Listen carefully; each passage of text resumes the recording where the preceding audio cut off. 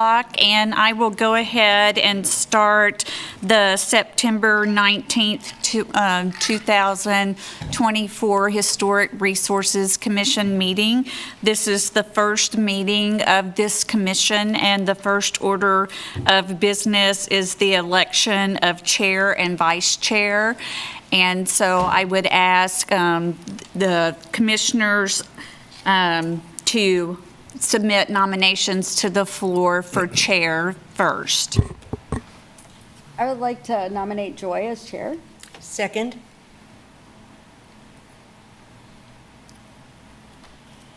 We have a motion and a second. All those in favor? Aye.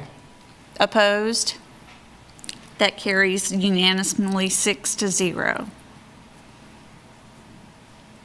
I would like to nominate Will Haynes as vice chair. I'll second that. Thank you. All in favor? Aye. Aye. Opposed? Motion carries 6-0.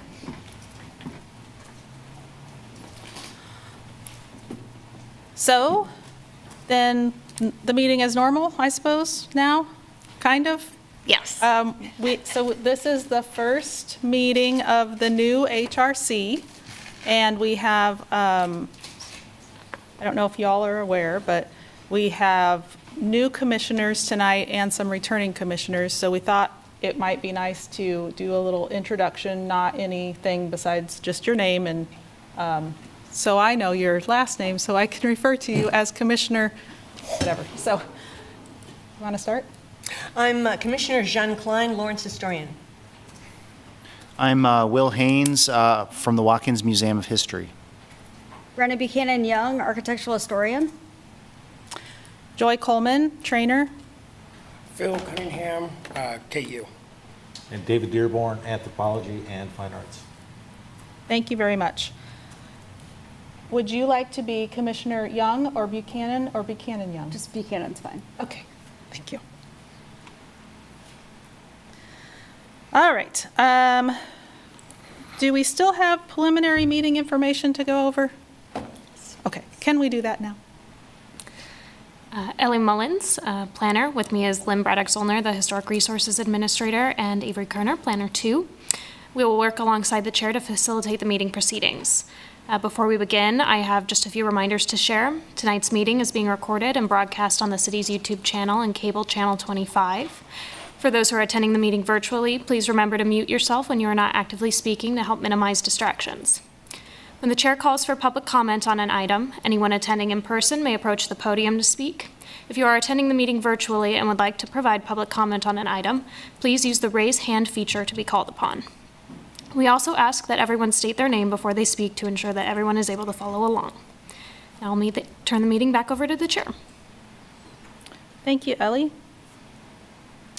Next up, we have communications. Have we received, I see we have received quite a few communications from other commissions and State Historic Preservation Officer. Yes, you have two communications from the State Historic Preservation Office, both for National Register nominations, one for the Friends Place, which is actually a house, and then also the Malin House. I hope you had a chance to read their very informative National Register nominations. Typically, what the Historic Resources Commission does, if you think that these properties meet the criteria for designation in the National Register of Historic Places, then you ask staff to draft and submit a letter of support for the nomination. If you have information you think that needs to be added, or if there's an incorrect or inconsistency in the nomination, then you would want to point that out as well. So we have those two nominations before you. You also have a letter from the Lawrence Preservation Alliance about the new land development code. And then there is a letter from Walt Clogston about the relocation of City Hall that had a lot of information in it and asked that it be sent to the Historic Resources Commission. Thank you. Was that last letter added kind of late? Really late? I believe it was added this morning. It came in before the deadline this morning. Oh, Why? Okay.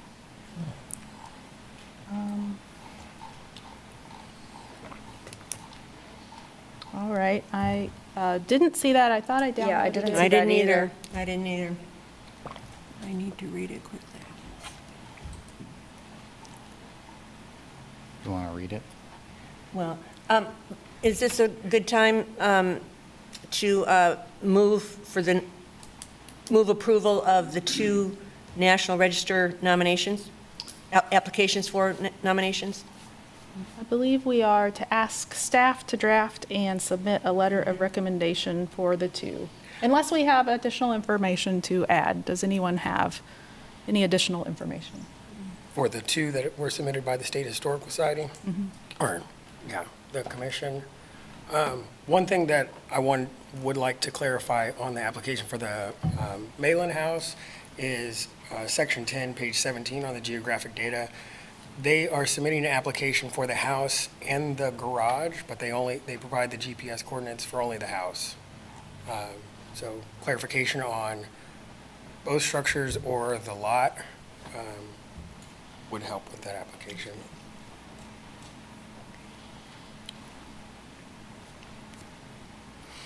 So I would like to move approval that staff write letters approving the applications of both the Friends Place and the Mullen House with the clarification, as Commissioner Cunningham mentioned, and have that letter submitted to, is it SHPO? The State Historic Preservation yes. Office. Thank you. We don't need to take a vote on that, do we? Yes. Oh, we do? Oh. That's why I was Well, moving. then I second your motion. All in favor, say aye. Aye. Opposed? Motion carries 6-0.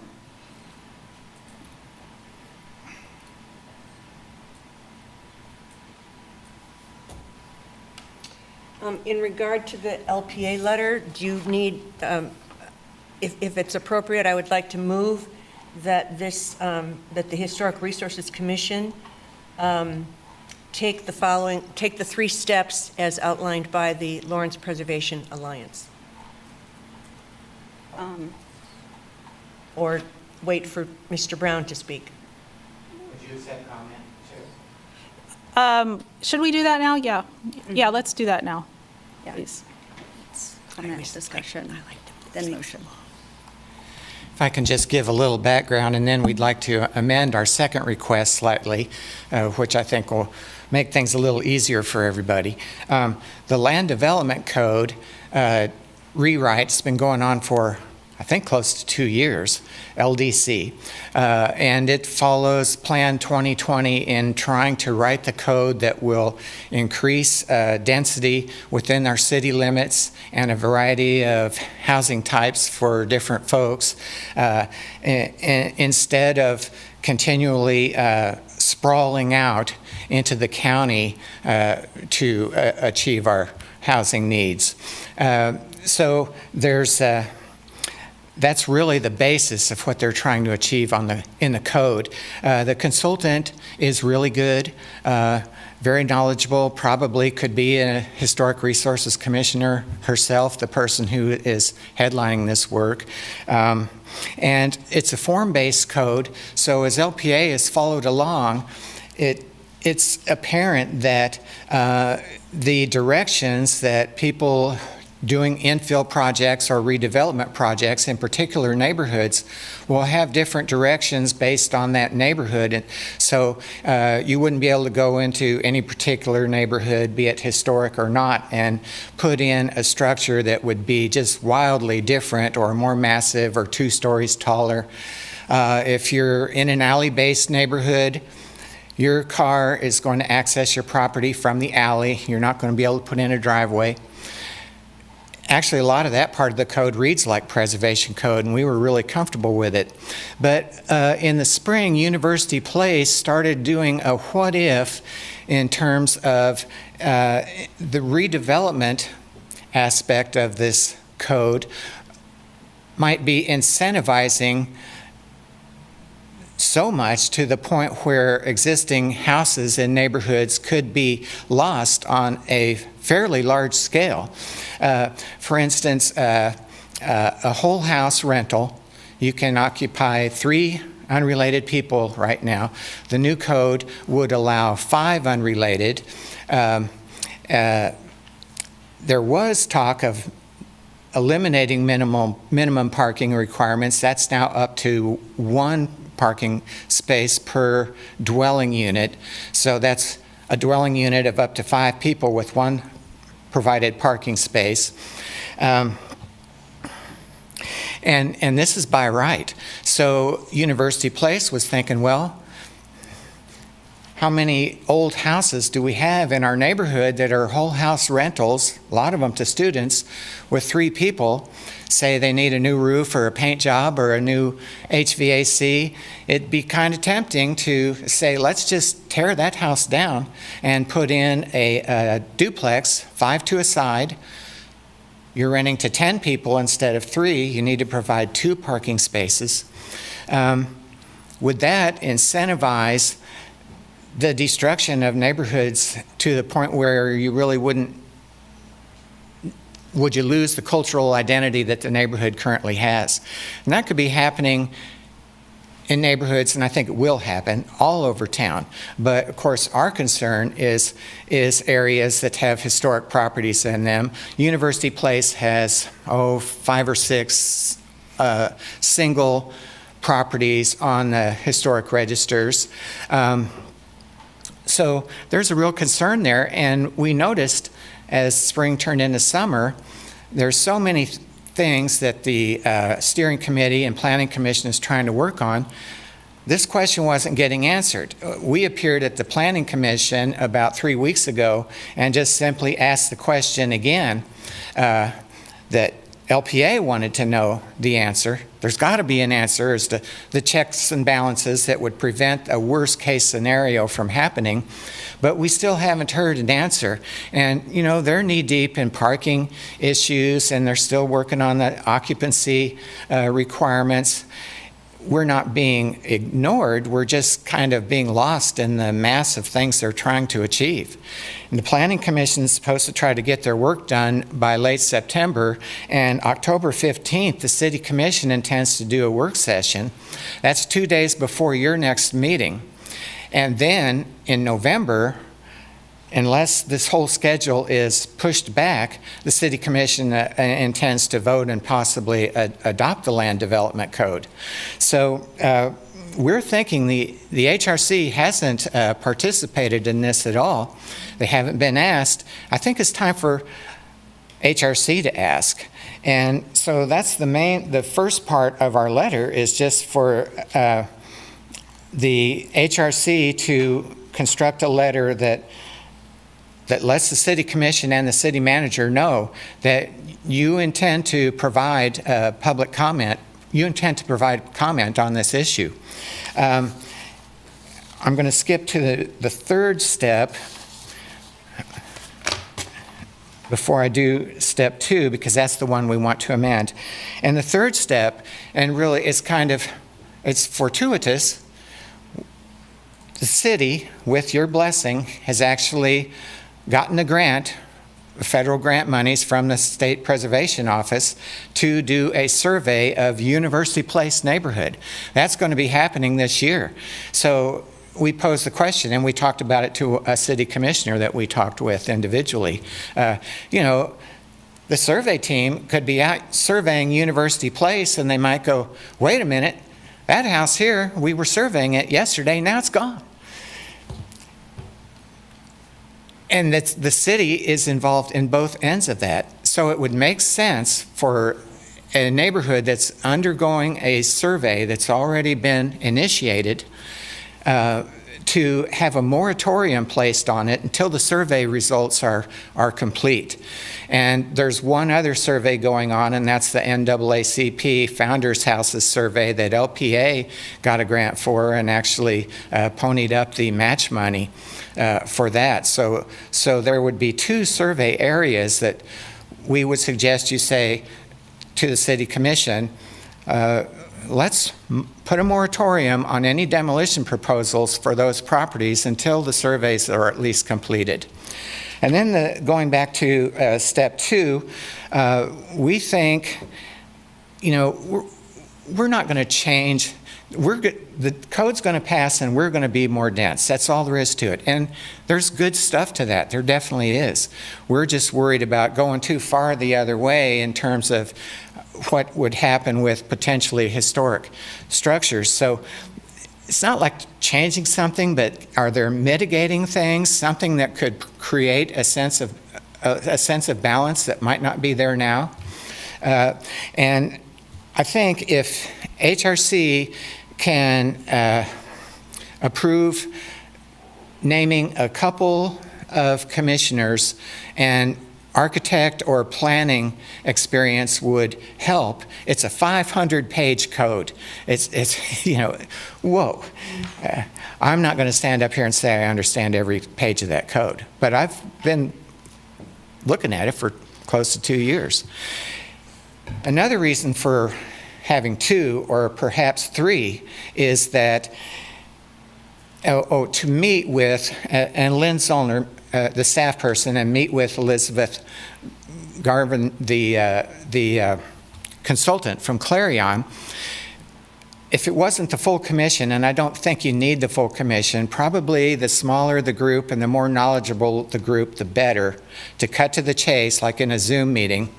And with 2 or 3, you wouldn't have to do the 2-week announcement that a meeting's taken place. So ideally, you could write a letter next week and hopefully sometime next week be working on setting up the meeting with the consultant just to see what can shake out and what can come about. I think it would be really good for the HRC and, of course, University Place. University Place is the flashpoint. Things will happen elsewhere, too, while the moratorium is hopefully in place. But I think what we're proposing will allow the preservation community to support the LDC, but kind of gain some assurances that worst-case scenarios won't occur as we're achieving our density goals.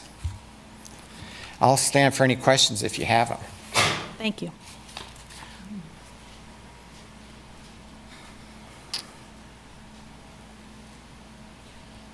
Lynn, has it been on the HRC agenda at all to review this code change? And No. will it be? No. No, there's no mechanism to send it through? There was no time in the past where it's been an agenda item on your agenda. I've got another question. Are they accepting suggestions from other committees? I don't think they took this to individual committees. I think they were depending mainly, they have a steering committee that has representation from a lot of different groups, and I think they've been leaning very heavily on that steering committee. They've had a lot of public engagement opportunities for the public to become involved. I don't think they shopped it around to different city advisory boards.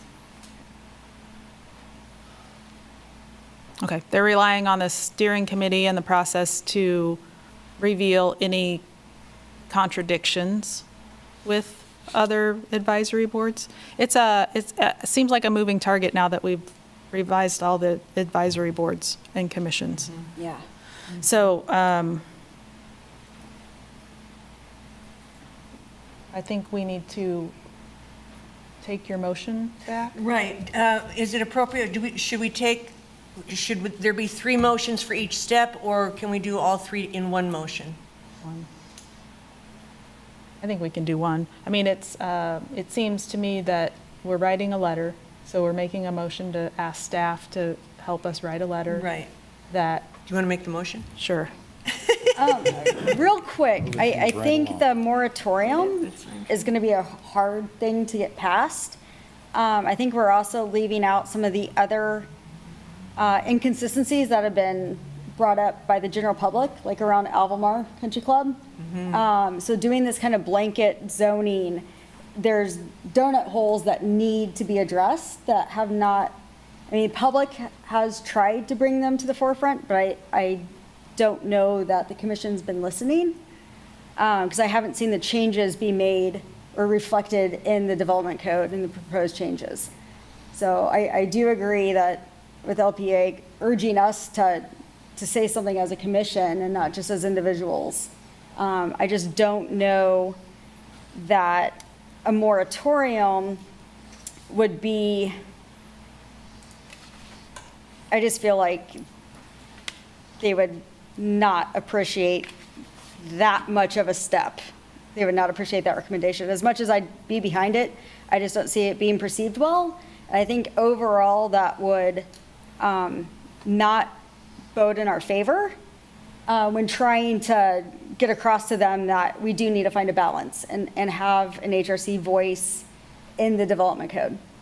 Well, that's why, I think we need to ask for the moratorium and not worry about their feelings. And ideally, what would be great is to have a special meeting with, a few of us and with their steering committee to talk about moratorium and the rental, no more than 5 unrelated, et cetera, the extra parking, okay, to especially lean on those 2 or 3 points. And I'd be happy to serve on that if Would it that's be more necessary. palatable, do you think, to suggest an HRC review of any demolitions in an area that has a pending survey at this time? Yes, I think that's a great compromise.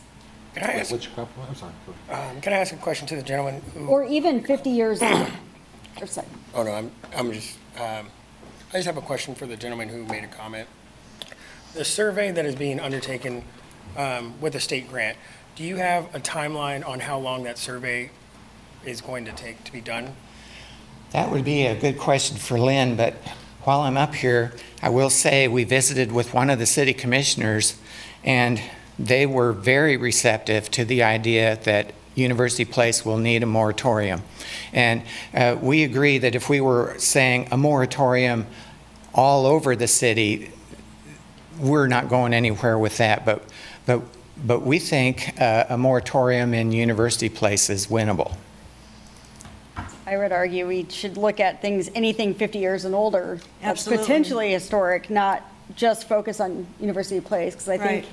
there's a lot of other neighborhoods, like just west of Old West Lawrence and others that have that exact same situation that we're leaving out of that conversation. So I think it's a missed opportunity to be effective. We're down to about less than 2 months possibly for the code to be approved. I think people close to the situation know that University Place is a flashpoint. So I think a specific directed message regarding the moratorium and those issues would be better than a complex one. Let me ask this question. So what is the moratorium, what would lift the moratorium? What What would lift? So we end up with a moratorium on this. Makes total sense. I'm 100% behind it. But what data or what decisions would lift that and allow people to move forward? the survey being complete and the data released to the public? And then who's making that decision? Who takes that data and says, okay, we agree, we're going to lift the moratorium, or they say, no, the data supports the moratorium? I think these issues would all be raised to the city commission, so it would be the city commission that would decide. I just think if we're going to put forth a suggestion of a moratorium, there needs to be some definitions to it. So let's say this survey is going to take 12 months. We say 12 months, and then X, Y, and Z happens afterwards. Yeah, I think that there should be a time frame put on it or tied to something, some action. So it could be, it's a moratorium until the new code is adopted, or The survey's finished, or? I'd say Whichever until the comes surveys first. The 2 surveys are finished. because as it stands now, we don't have any review over demolitions that do not happen in areas that are protected by national, state, local register nomination. And I don't have the grant information for the LPA grant, but for the University Place grant, that completion report and all final products to the State Historic Preservation Office are due September 30th, 2025. I would assume the LPA grant has a very similar date to that. I was thinking. Yeah, it's coming from the same source. So I would make that the deadline. September 30, is it? September 30th, 2025. 2025, yeah, for both. Well, wouldn't we want SHPO to review the findings? Well, yeah. Maybe not, but, But we also don't want to halt everything in Right. University Place. Right. So that's why I suggested perhaps a review by the HRC on any demolition permits. prior, yeah, I agree. But do we want to extend that to structures 50 years or older or potentially historic? Oh, I really like that. Actually, I think our language in the letter suggests that the moratorium apply to structures in University Place that are 50 years or older. Right. Right. I'm saying we're blanketed to capture the other neighborhoods that have the exact same situation. I believe that would overwhelm staff to Okay. determine Well, the- if they are historically significant. Oh, good point. I mean, the language is impose a moratorium on the demolition of any 50-year-old or older structure that is included in an area in which a historic survey is scheduled to be conducted. If we use that language, then we're covering the University Place and the NAACP East Lawrence. Well, I should say NAACP, because it might be other, it's multi-neighborhoods for the NAACP survey. For that survey, there's basically 30 houses that still exist. Right, And they're all around Lawrence in different neighborhoods. So that's a pretty small right. Yep. piece there, but still kind of pertains to, we're surveying it, let's at least let the survey be finished. And I agree with your comment, Commissioner, that once the survey's finished, it's not like, well, now we need 2 months to review it. No, we pretty much have to lift the moratorium. And by that time, we'll be finding out what will happen in some of these other neighborhoods where there was no moratorium, and we'll be able to get a sense of what this, how this code is functioning in the first year of its life. Thank you.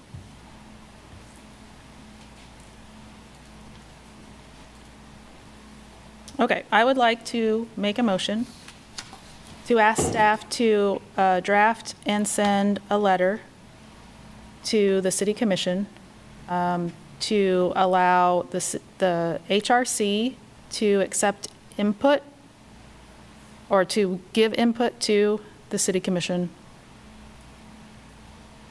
regarding the revised land development code. Second, to urge the city commission to direct the project consultant to meet with an HRC commissioner, Or 2 or 3, I think we said? two. 2? Yeah, Two? 2 HRC commissioners. Sure. And the third item is to urge the city commission to impose an HRC review on the demolition of any 50-year-old or older structure that is included in an area which a historic survey is scheduled to be conducted. Second. Okay, we have a motion and a second. All in favor, say aye. Aye. Opposed? Motion carries 6-0. I'll read that letter.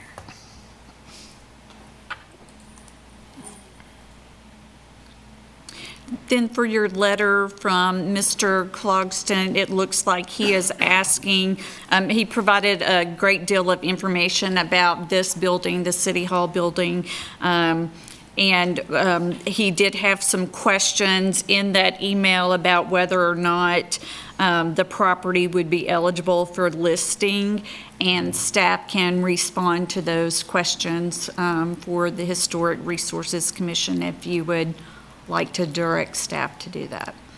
Yes. What is his title, his job position or title, or, I mean, a citizen or resident or who? He's a resident, of the city of Lawrence. Okay, resident, okay. I believe he has his address is 1308 New Hampshire Street. Got it. Okay, sounds like a good idea. Get a chance to read it. We'll make a motion to ask staff to draft and submit a letter to the city commission to allow, does it need to go to the city commission? No, No, it would just be a Strike that. response Okay. letter to him. My motion is to draft and send a letter, or to actually, A reply. but what you're talking about was determining the historic significance of this building. Yes. So for staff to determine the historic significance of this building, the city hall, and then reply to we'll share that with the HRC, and then reply to the drafter of the letter.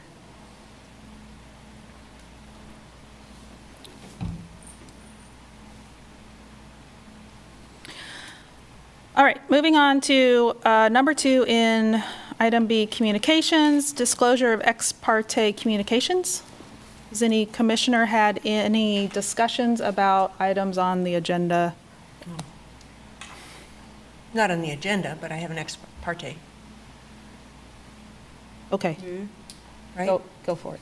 I had a brief conversation with a group that wants to know when the Dowdell Rice Committee will meet. And we are working on setting up a time for that. I don't have a date certain for that, but Okay. we will certainly get that set up and distributed. I'll let you know when we have that set up. Great, thank you. Okay, and the third item on the list is declarations of abstentions for specific agenda items by commissioners. I declare that I will need to abstain from item number 5, as that was submitted by my firm, of which I am an owner.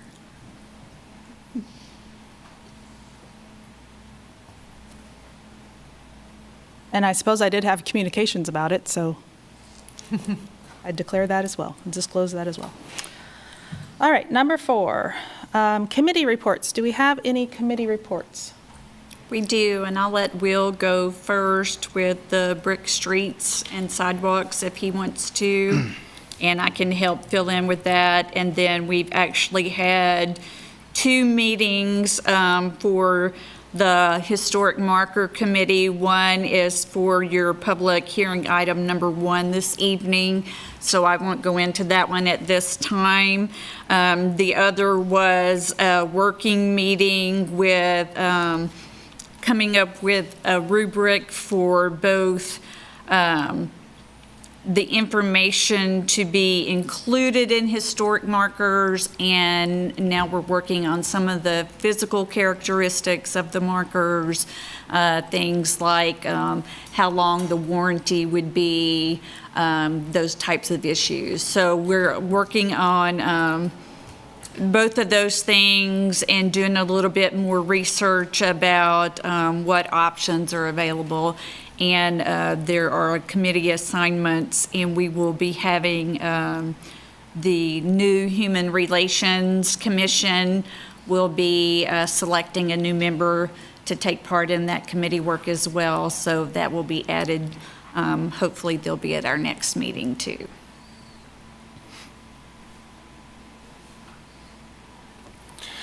Cece Riley, the staff member, the city staff member in charge of coordinating the brick streets and sidewalks policy, let the members of the committee or subcommittee know that it was going before the city commission, which I believe was 2 days ago.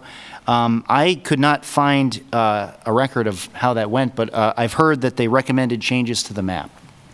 They So that's- accepted the Historic Resources Commission expansion of the map area.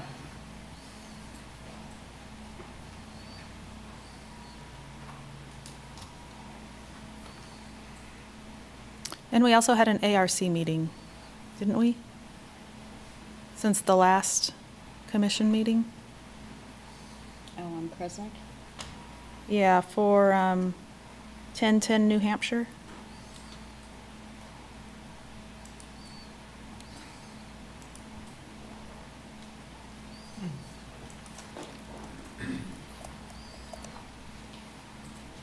But it's not on tonight's agenda, correct? That's right, it's not. So we can discuss that when it comes back.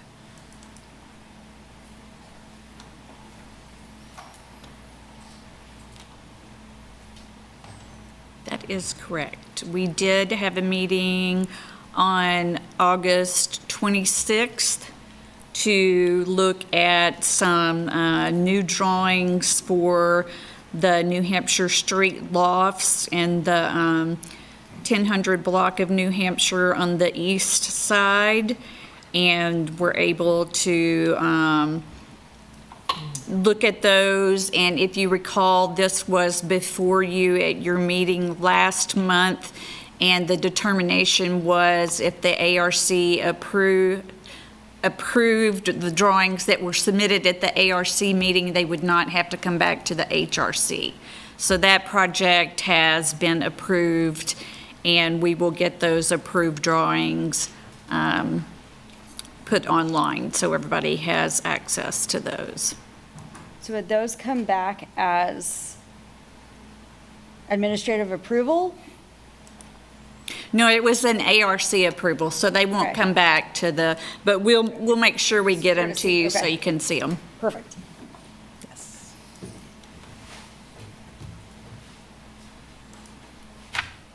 Okay, moving right along to Part C, consent agenda. I move approval of the attached design review applications according to the standards and information listed in the staff report for each application. I'll second. Wonderful, we have a motion and a second. All in favor, say aye. Aye. Opposed? Okay. Now is the time for public comment. If there's any comment from public about items that are not on the agenda tonight, now is the time to do that.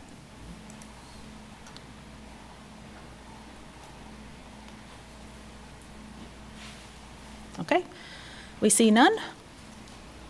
So we'll move on to Part E, public hearing items. The first is historic markers for Robinson Park.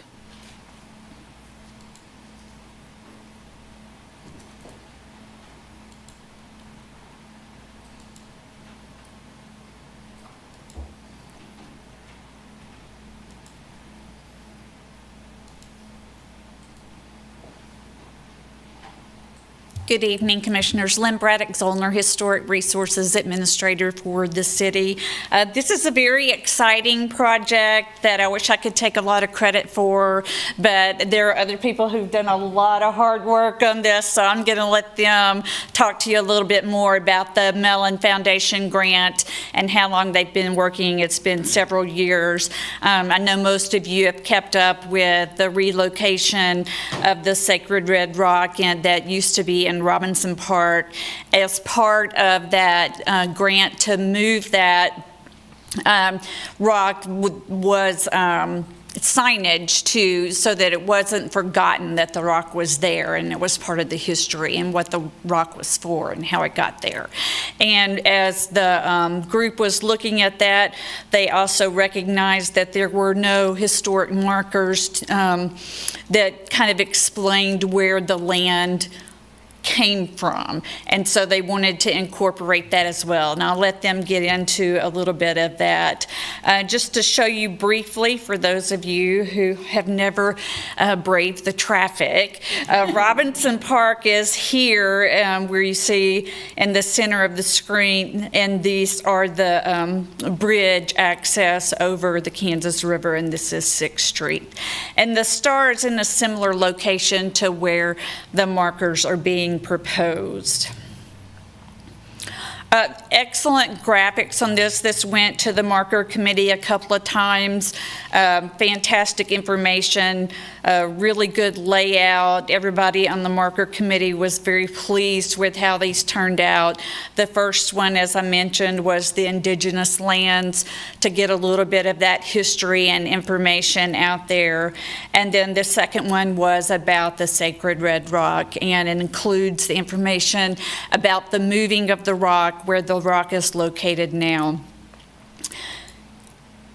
Included in your packet were a couple of photos showing what the markers would look like in their proposed placement in Robinson Park.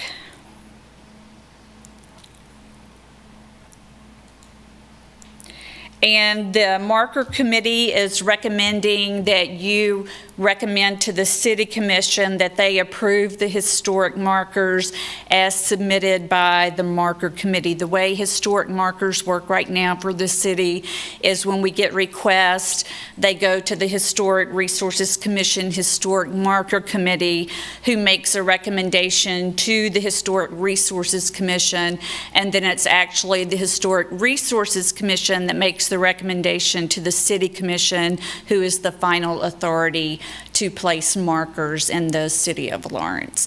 And with that, I'd be happy to stand for any questions you may have. And like I said, I know we've got some really great folks here who want to tell you about it. A super exciting project. Thank you. I guess my question is, are plans I know plans are afoot, not only for the markers, but for redesigning or to turning that piece of land into some sort of a natural landscape. I was curious to know if you have a status report on where that's at. Someone just come up and talk, that'd be great.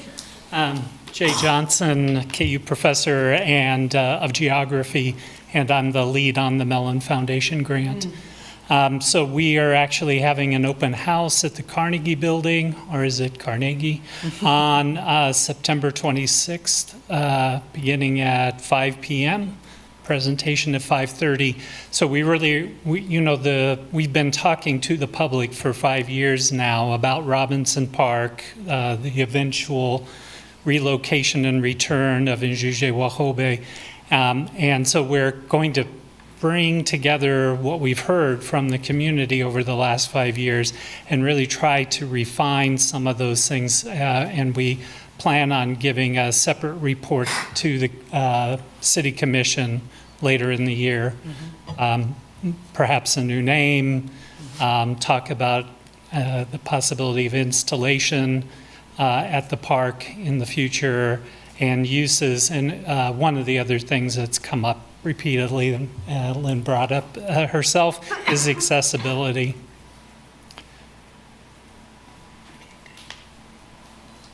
Thank you. Any questions about the historic interpretive panels? One comment I would like to make, and this isn't meant to be any sort of retraction to the proposed marker, but I would encourage the marker commission to incorporate more unique imagery. The Blue Earth Village that appears on that is not located near Lawrence. The Blue Earth Village was situated at the confluence of the Kaw and Blue River, outside of modern-day Manhattan. It does depict the Kaw tribe, but I think that there might be other imagery that you may be able to find and use that's more local. We looked for something related to White Plumes Village, which is the closest Kaw village actually in North Lawrence, and there just aren't any depictions. There's some depictions of the man, White Plume, the chief, but not of the village, unfortunately. Or of the trading house, which was by the Oxbow Lake, and we didn't want to do a chateau house instead of indigenous house. I'm Ty Edwards, history professor at Johnson County Community College, and I'm on this team. And I actually was going over the panels with some of our Kaw Nation collaborators yesterday, and they were really pleased that we were using imagery of their homes that were not teepees, because they have a lot of stereotypes about the structures they lived in that they have to forever accommodate. And so that's why we picked the images that showed both the external and internal of a Kaw home, so that they can dispute that sort of TP stereotype. Thank you for that. That helps me understand Yeah. that. Thanks for all your work on it. It's Yes. very, very important. Thank you. Yes, thank you very much.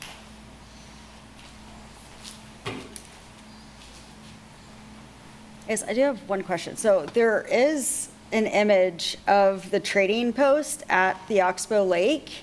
On the map. Which one are you I do, well, I have it pulled up on my computer.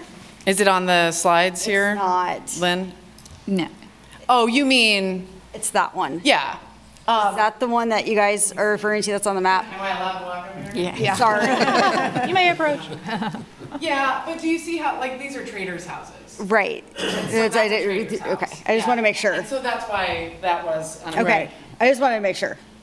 Yep. Okay. Sorry.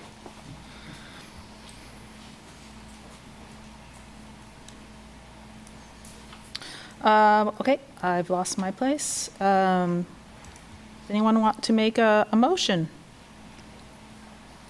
I move that we recommend to the Lawrence City Commission, that the Lawrence City Commission approve the historic markers submitted by the, the Sacred Red Rock, period.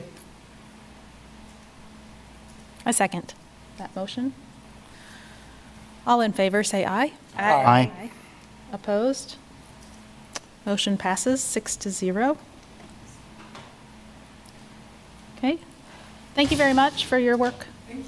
Moving on to the second item under public hearing, HRC 24-1020.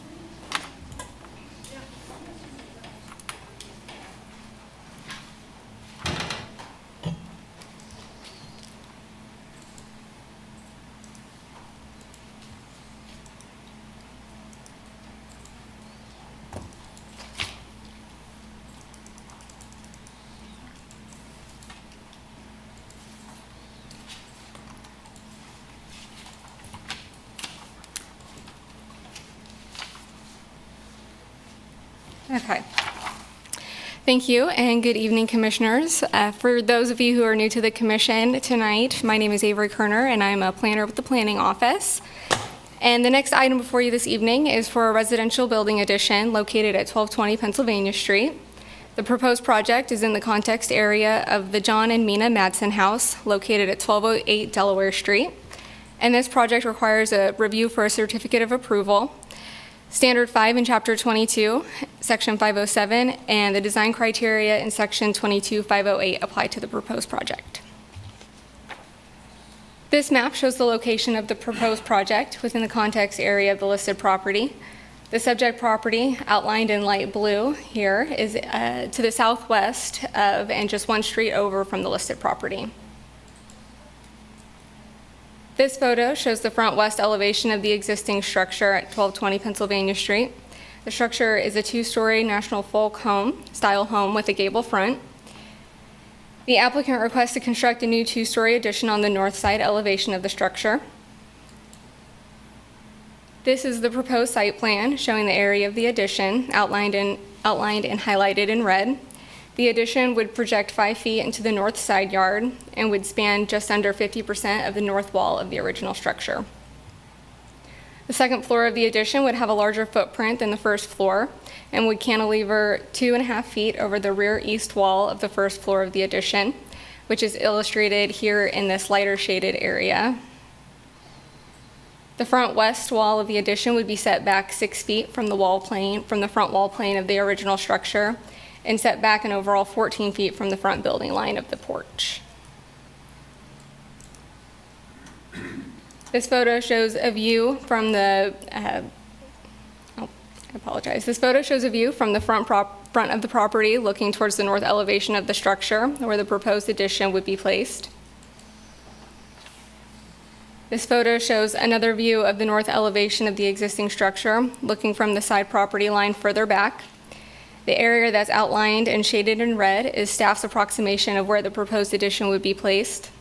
This drawing is not to scale and is rather based on the proposed addition's proximity to the existing windows on the structure, as it's shown on the elevations that were submitted by the applicant.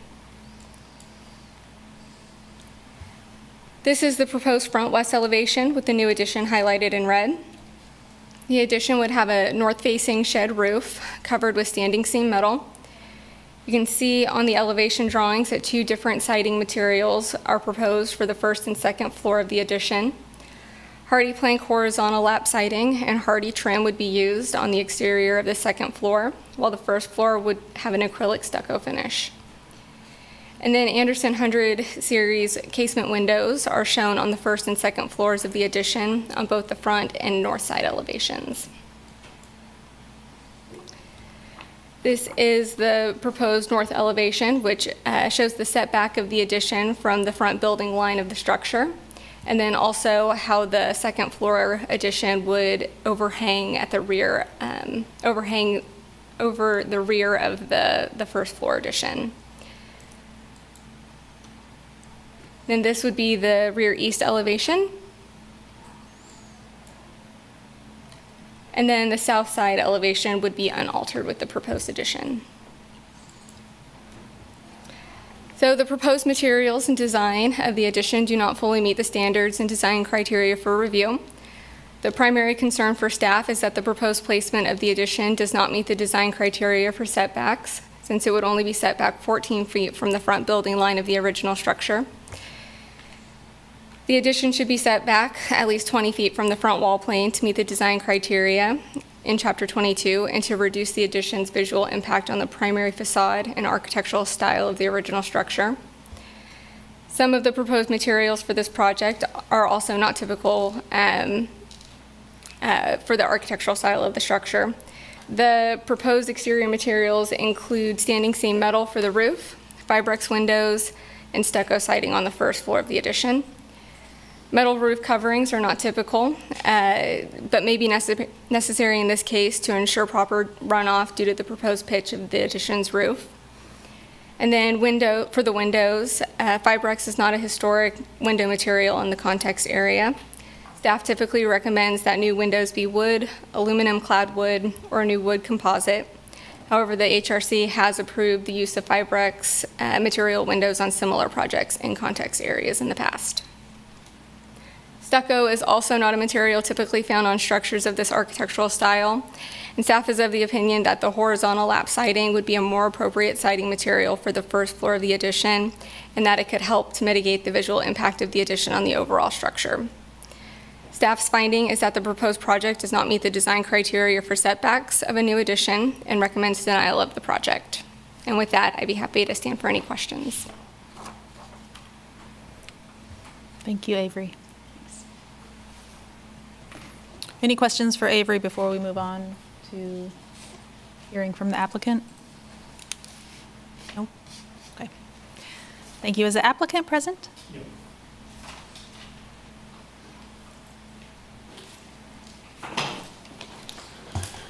Eric J. I'm one of the owners of Struct, Restruct. Avery gave a pretty good description. Couple things I'll mention. The lower level footprint's about 65 square feet, consists of a half bath and a pantry. The upper level is about 77 square feet, consists of a laundry room and a closet. The main reason it's situated on the north wall as it is because of the access into the half bath and pantry on the main level, which is off the existing north side door to the exterior. The applicant doesn't really, well, the owner doesn't really use that door, and he felt that that was the best place for the addition with the flow of the house.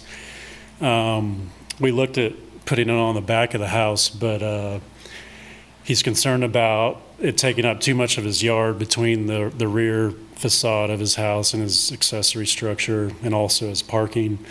Plus, there's a fair amount of hardscape out there that he spent a lot of money on over the years. And then also on the east side, on the south corner, there's a pretty large historic stained glass window that we didn't want to interfere with as well. And so the space we felt that worked best was on the north side. The length of it is kind of dictated by the existing windows that are towards the front of the house and the staircase, and then also the windows above the kitchen sink, which is on the northeast portion of the house. Let's see, one thing that wasn't mentioned that I should mention is we did have the property surveyed, and the existing north wall is only 9 feet from the north property line. So the planning director actually gave us administrative approval to reduce the setback from 5 feet to 4 feet.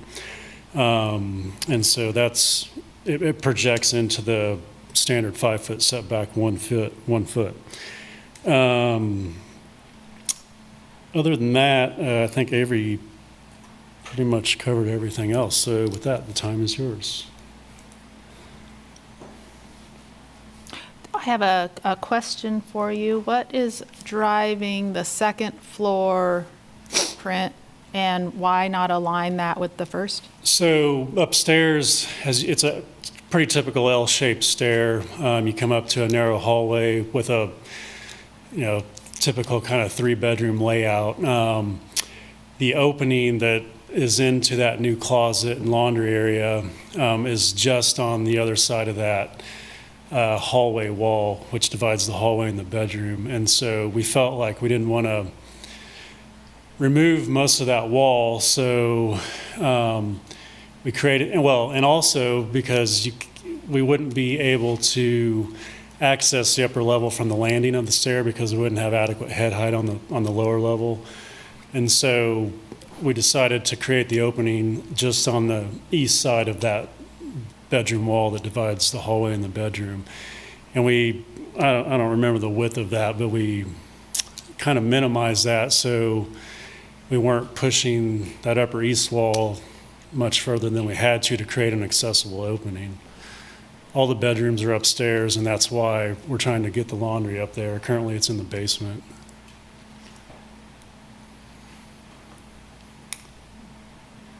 In regards to the materials, Yeah. I got a couple questions. I don't see a vent for the dryer. The dryer? Yeah, so isn't there going to be a washer and dryer on the second? Yeah, I mean, a typical dryer vent's 4 inches, so I can put that anywhere in that siding. Okay. Well, I didn't know if it was going to run out through the roof or. No, I mean, typically we run it out the wall whenever possible. Okay, I just. And whether it's a good question. Whether it's on the west street facing wall or the north wall, I don't know yet.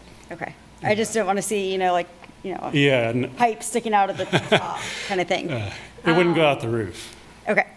How married are they to stucco on that lower level? Would they be open to lap siding? Yeah, the owner's definitely open. He's in the masonry business, so he actually wanted to do brick, and I talked him out of it because, I don't know if you looked at the wall section initially, but because of that setback issue, we initially had the foundation right on the setback line, and we were cantilevering the floor into the setback. But now, because of this setback approval, we're probably just going to pour a foundation where we can. And so he initially wanted brick. I talked him out of that. So then he's proposed stucco, and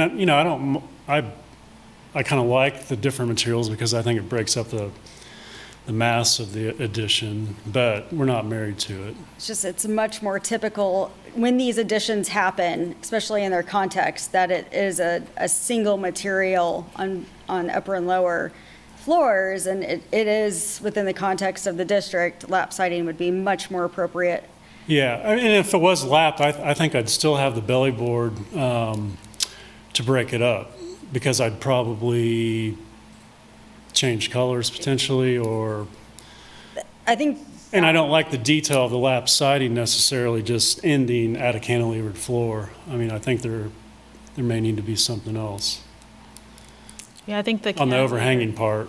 The cantilevered floor is one of the issues.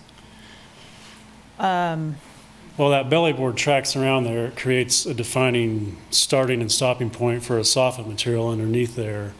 Right. Which, I mean, that's pretty typical. allows the lower material to die into the underside of the band and also the upper material to start off of it. Yeah. Okay, I mean, I just think it breaks up, it kind of reduces the height as well with having a intermediate trim board in there. Yeah, I don't think that the height or the mass Yeah. is an issue for the area Yeah. of town it's in. And the house doesn't have a band at the floor level. Right. on the rest of the house. True. So I think that it seems that the issue we're coming up with is being on the north side, being close to the front facade of the house Yeah. is one, and then the stucco. But if they're willing to do lap siding, that's not an issue. Yeah. But then the overhang, it just looks real odd. And I think if it could be, if the second floor could be the same size as the first and you carry that line straight down, you could still get into the room. You wouldn't have your storage though on the other side. Yeah, well, you wouldn't be able to get in the Closet. room because Yeah. the wall would divide where you would have to pass through there. Like currently now, that upper hallway wall, like if I were to shift that upper level back that cantilever distance and leave that hallway wall, it's not wide enough to have as a usable passage, really. It's less than 28 inches. So the dash line on the second floor plan is not an indication of the floor below? The it's just the partition wall to be removed. there's a closet currently that would be removed. Yeah, Yes. those are just partition walls, and then so that the hatched part is would be removed, and so that stair wall. So if I pull that upper east wall back to line up with the lower wall, then that opening between that hallway wall and the edge of that opening, it's Looks like it's 3'4". no. Because you'd have to pull that cantilever wall back 30 inches. Yeah, it would come in 2.5 feet. Oh, the line isn't drawn there. Yeah, I mean, Right. it's just not wide enough. I mean, I couldn't get a washer and dryer through it. Right. And, I mean, the ideal thing would be to enter it from that stair landing, but you just don't have the head height. And his lot is so flat already, I mean, I just don't have any way to sink the half bath and the pantry.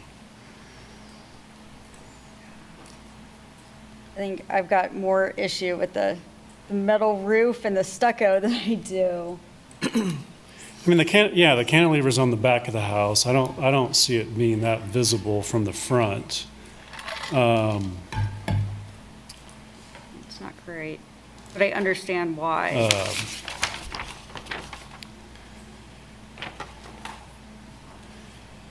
Yeah, I mean, there's a lot of factors. Like, I can't move the lower level wall to make it bigger to the east, really, because then it starts interfering with those kitchen windows.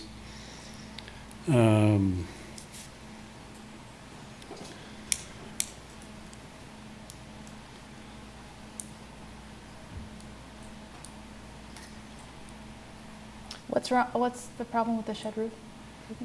Just the standing seam metal instead of matching what's there. Well, with the low slope though. We're not married to that either. I mean, it is a 312. We can get composition shingles that'll work at a 312. Okay. I mean, if that were the end of the world, yeah. Yeah, But- well, let's circle it up here. We are doing context review, right? Because we're Yes. in, right? It does contribute to the context area, but it is not listed itself. And so we need to decide if the change to the property with the addition, if it's all lap siding, and if the roof material is consistent with the rest of the house. would we be comfortable approving that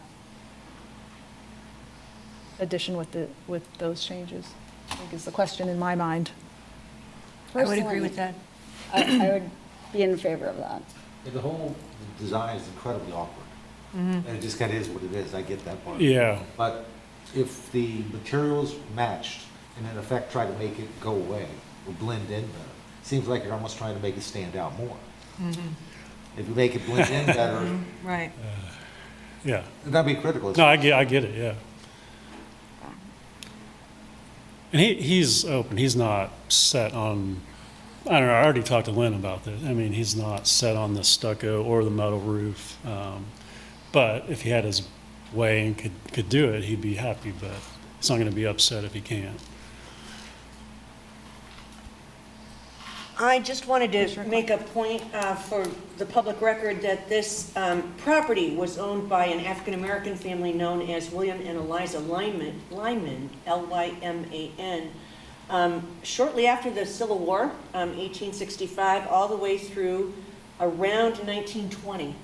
And I understand from the information you gave us that you believe the house was built in 1920. So I have a hunch that this family's home was demolished to make way for the present newer home. House, yeah. But I just wanted to acknowledge their history. They lived there quite a long time, and a remarkable family.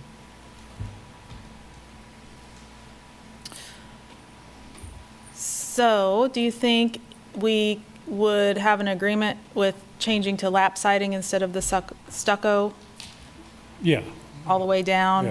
yeah. Without the skirt board, No skirt board? or no skirt board? And is it composition? So let me just talk through that detail at the cantilever floor, because I don't know if you understand how that looks. But if you have a potentially butt-end ripped edge of a piece of lap siding that hangs down with no thickness to it, to me that's more modern than the belly board. You get what I'm saying? Where like that lap siding just comes down and stops into nothing at a Oh, you're cantilever. talking at the end of the cantilever. Yeah, I mean that's way more. That's a way more modern detail than not having. Yes, it's on every split level in town, yeah. That's why I feel like that's not an appropriate detail for the scenario. I don't know what the compromise is, but I think to me that's a little stranger than the trim board. I think the entire overhang is strange. I don't think Yeah. we're gonna get around that. Exactly. Well, let me throw this out. Well, I don't know if I want to cause me to have to do something, but I mean, it would look totally different if there was a column there. It would, and I was imagining him or the resident at their kitchen sink washing Yeah. dishes, looking at a column. Yeah. Yeah. We kind of talked through that scenario at one point, the owner and I did, and I was like, yeah, I agree. It would be a little weird, but it also changes the dynamic of that, how that cantilever looks. Yeah, I think that would be stranger. Yeah. Well, we don't usually design in meetings, but since we're down to one ARC member, so we, I think, have three options. We can, or maybe there's more options, but we can recommend, or we can make a motion to approve based on some changes you agree to.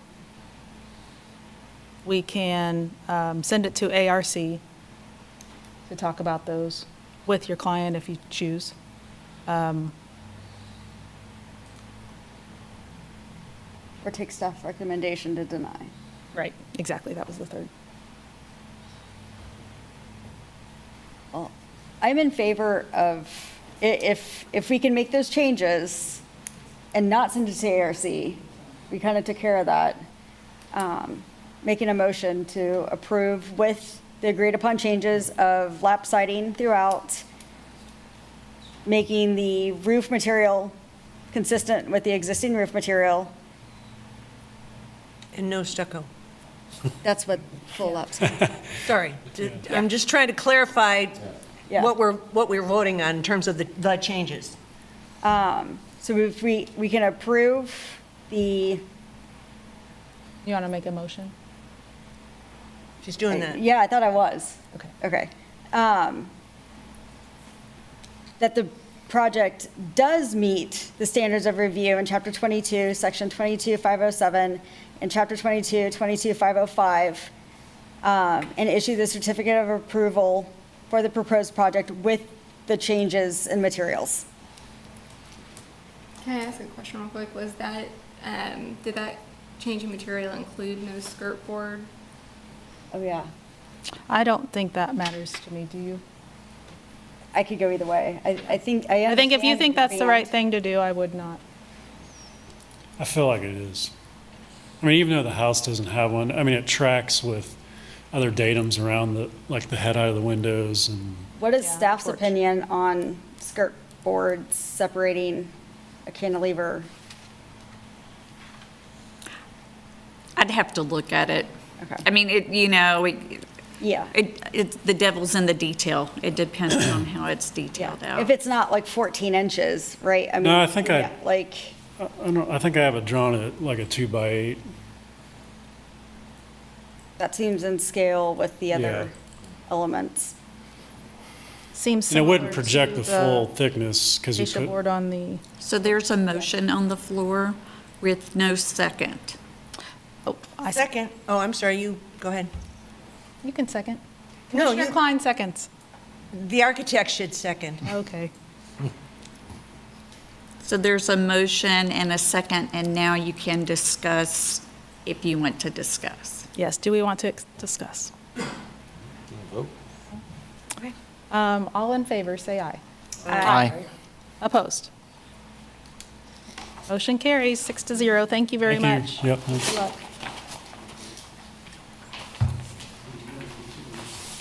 All right, moving on down the list to the third item, HRC 241021.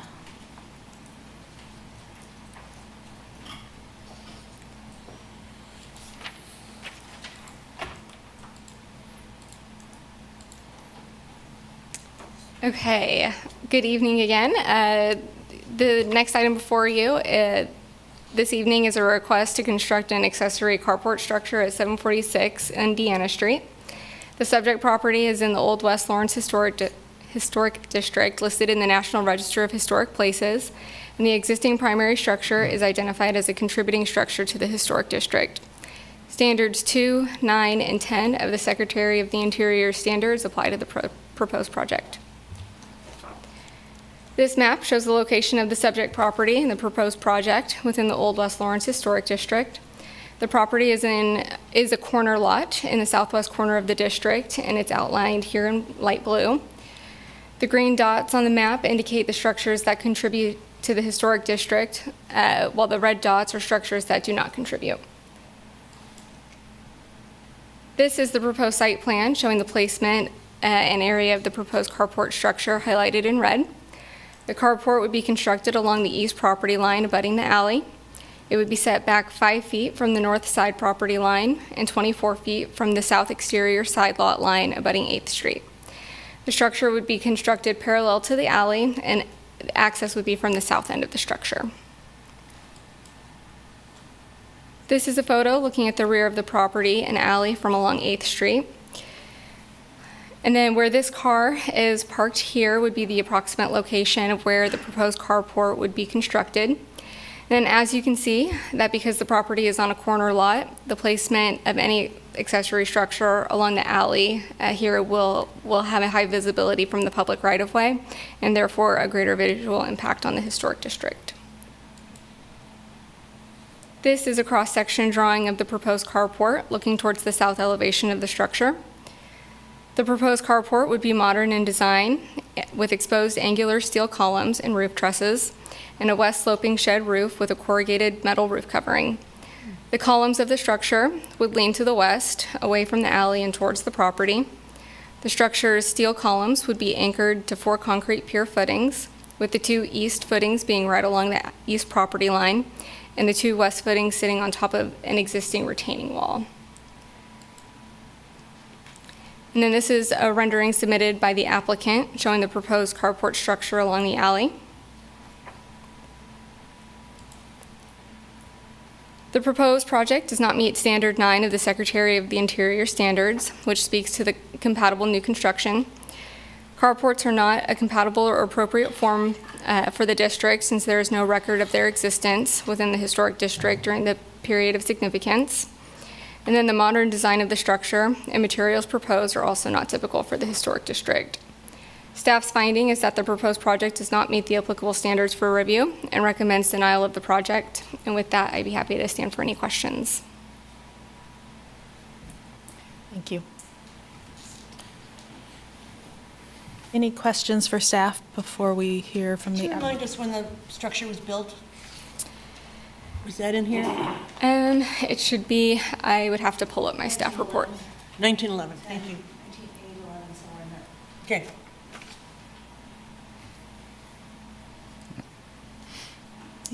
Thank you.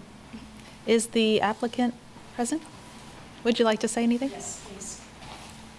Sorry. We've got the...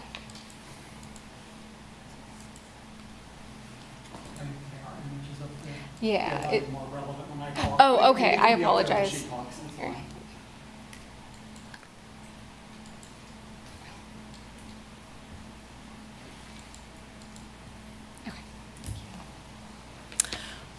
Hi, my name is Brigid Murphy, and I've lived at 746 Indiana for 37 years.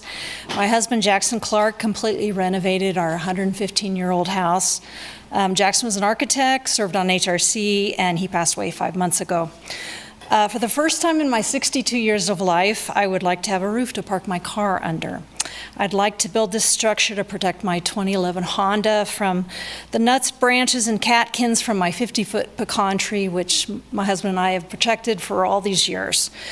Also from the ice and the rain and the snow and all that.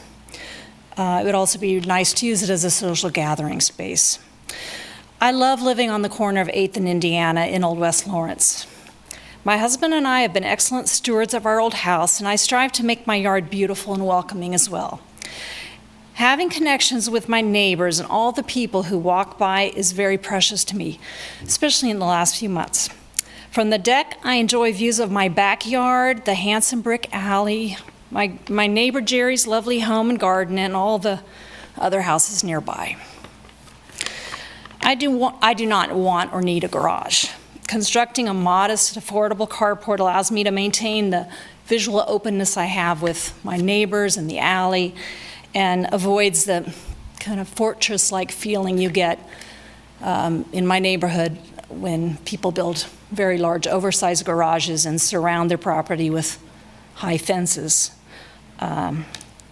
So, thank you. Thank you.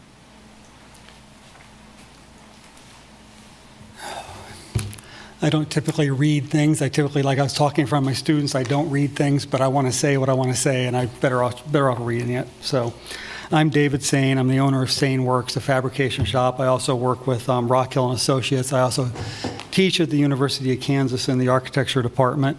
I live in Old West Lawrence, and I walk by Brigid's house every morning with my dog. And a while back, she approached me about wanting to do this carport project.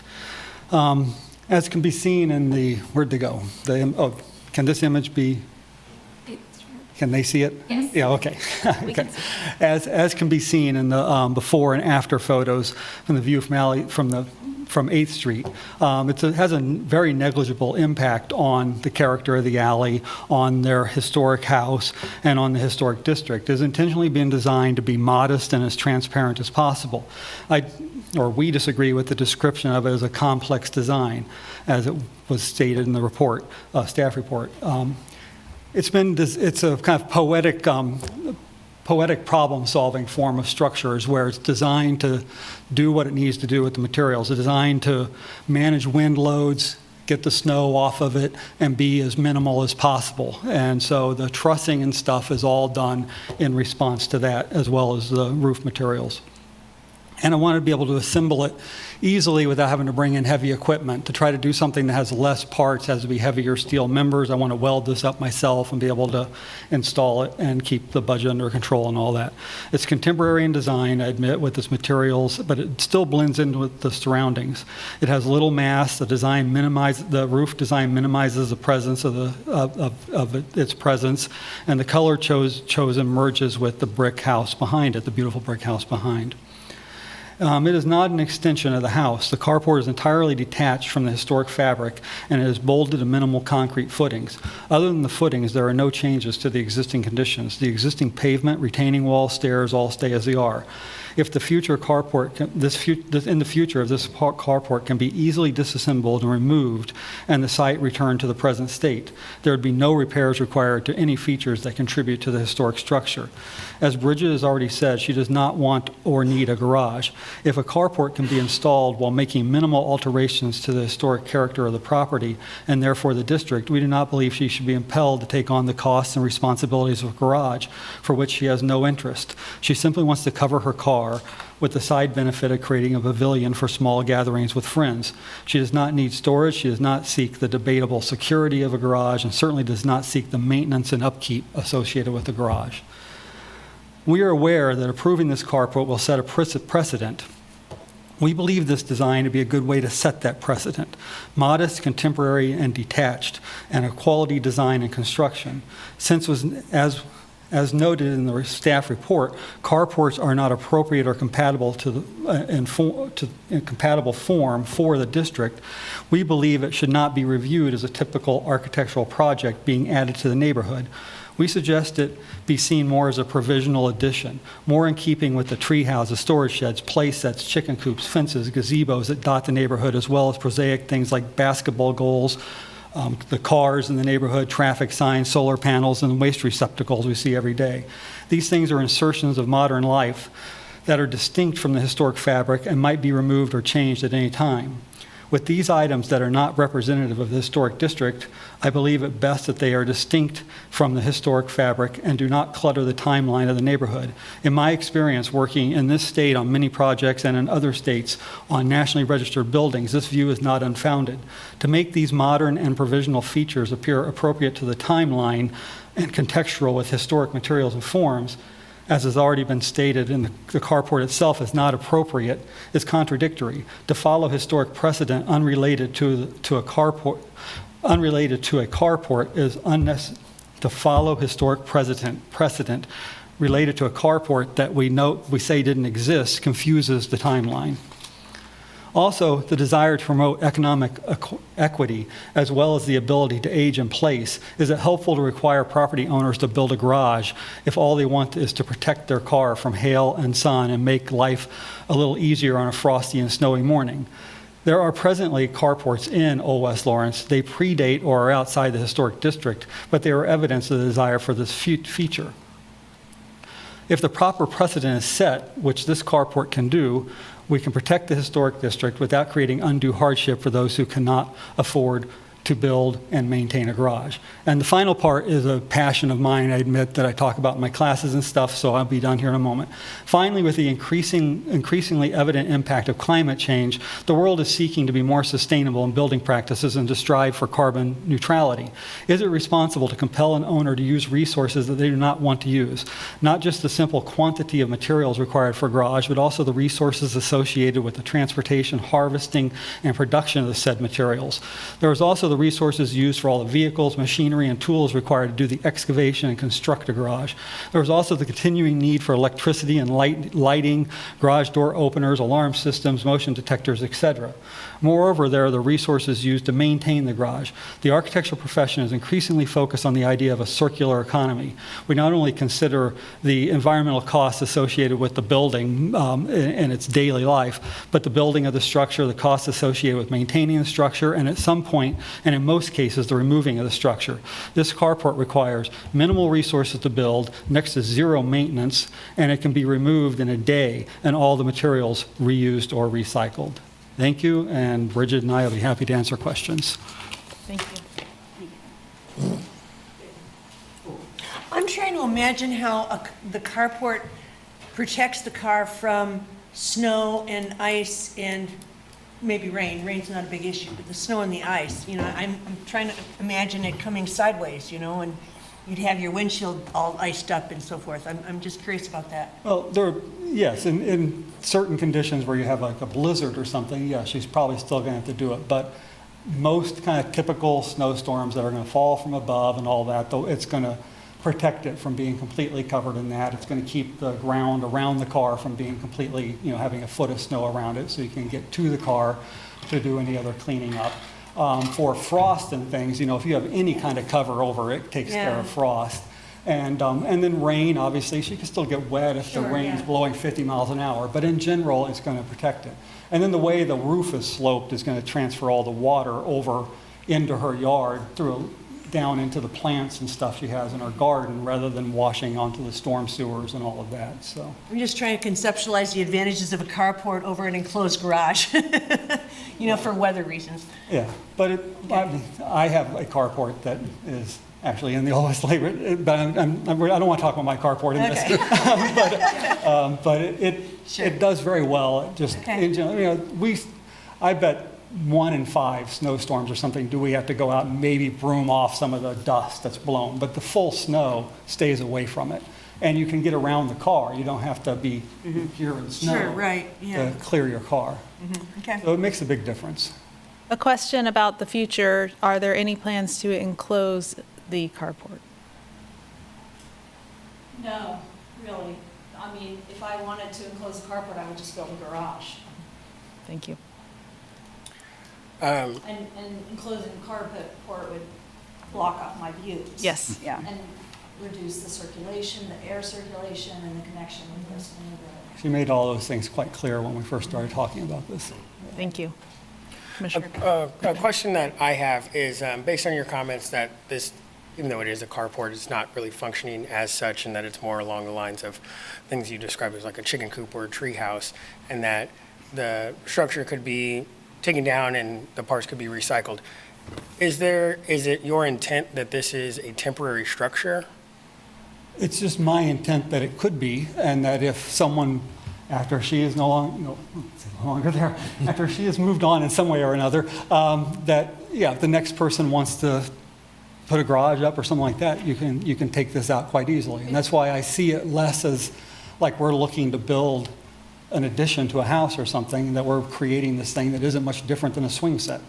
In the number of years I've been there, there have been a lot of people who have built really large garages. And I don't intend to do that. I'm a less is more kind of person, and I'm trying to cut down on the things I have right now. But I'm realistic, you know, I don't know how long I will be in that house, and when I decide to go, it will be easier for somebody to come in. But I'm saying I'm going to be there at least 10 more years, but somebody else could easily take the carport down and build a huge garage, like the one that was just built next door to me about 6 years ago. I was looking at the image of that, like the street view of it, to get a sense of that, and I saw that 2-car garage that is on the property next door. Plus Yeah. probably triple the size of what the little one was there before. And Have you looked at the impact of the construction of your carport and your neighbor's ability to navigate and use their garage? Yes, yeah, we went through that about the turning radius of vehicles and stuff, and she didn't want to have to get into their driveway at all to get out. So yes, we talked about how parking lots work and how you can pull out of a parking space and turn into the alley of the parking lot and all that. So yes, she'll be able to go out, she'll be able to get in and get out without impacting or getting on their property. Actually, my new neighbors are having a really hard time. They just bought the house from the previous owners. They're having a really hard time getting into that distant garage. I wondered about that. Yeah. I'd like to say I really like the proposal. It's a very elegant solution to a sticky problem. I like the design. I like really everything about it.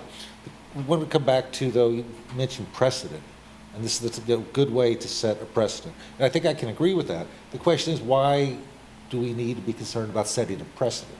Because you say there are no carports, that carports are not an appropriate form in Lawrence. So if you allow one, or in the neighborhood, if you allow one, then the next person who wants one is going to be able to point at this one. What I mean- So we have set a precedent. But I think you can approve this one, and have a precedent that you can't just do anything. You can't attach it to the side of your house. You can't do anything. You got to make it where it's minimal and it can be easily removed. I feel like this might set a precedent where more and more people in that neighborhood will look at carports as being fitting within that neighborhood design.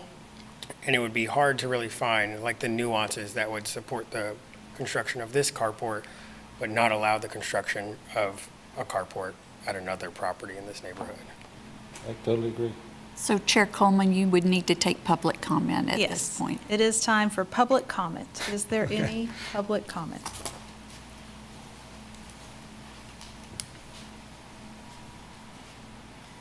Okay, seeing none and hearing all the discussions, I appreciate the thorough review by staff of this carport. I think that, you know, we're talking about standard 9, new additions, exterior alterations, and new construction. I don't think this destroys any historic material. No. And I see that it is compatible with the size and scale, not with the massing and architectural features, but it is, I believe, allowed to construct something in a historic district that is not in the same style as everything in the historic district. So, And Chair Coleman, I'd just like to share with you that staff did struggle with this application, as we usually do with carports, and because with the recent survey of Old West Lawrence that expanded the period of significance. And so we did contact the State Historic Preservation Office, and they did determine that it was their opinion that it did not meet Standard 9 for compatibility with the district. okay. So thank just you so for you that have that information. Yes, thank you. I think I struggle with that balance.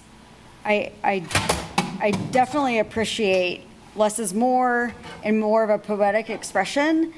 I'm just wondering if there could be a bit more of a balance. Maybe it's a gable roof instead of a shed. Like if we could get closer to something that seems more congruent with the fabric instead of being an accent to the fabric that's around it.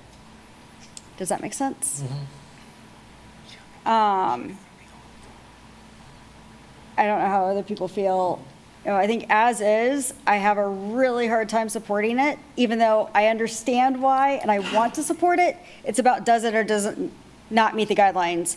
And as it is, I agree with staff, it doesn't meet the guidelines.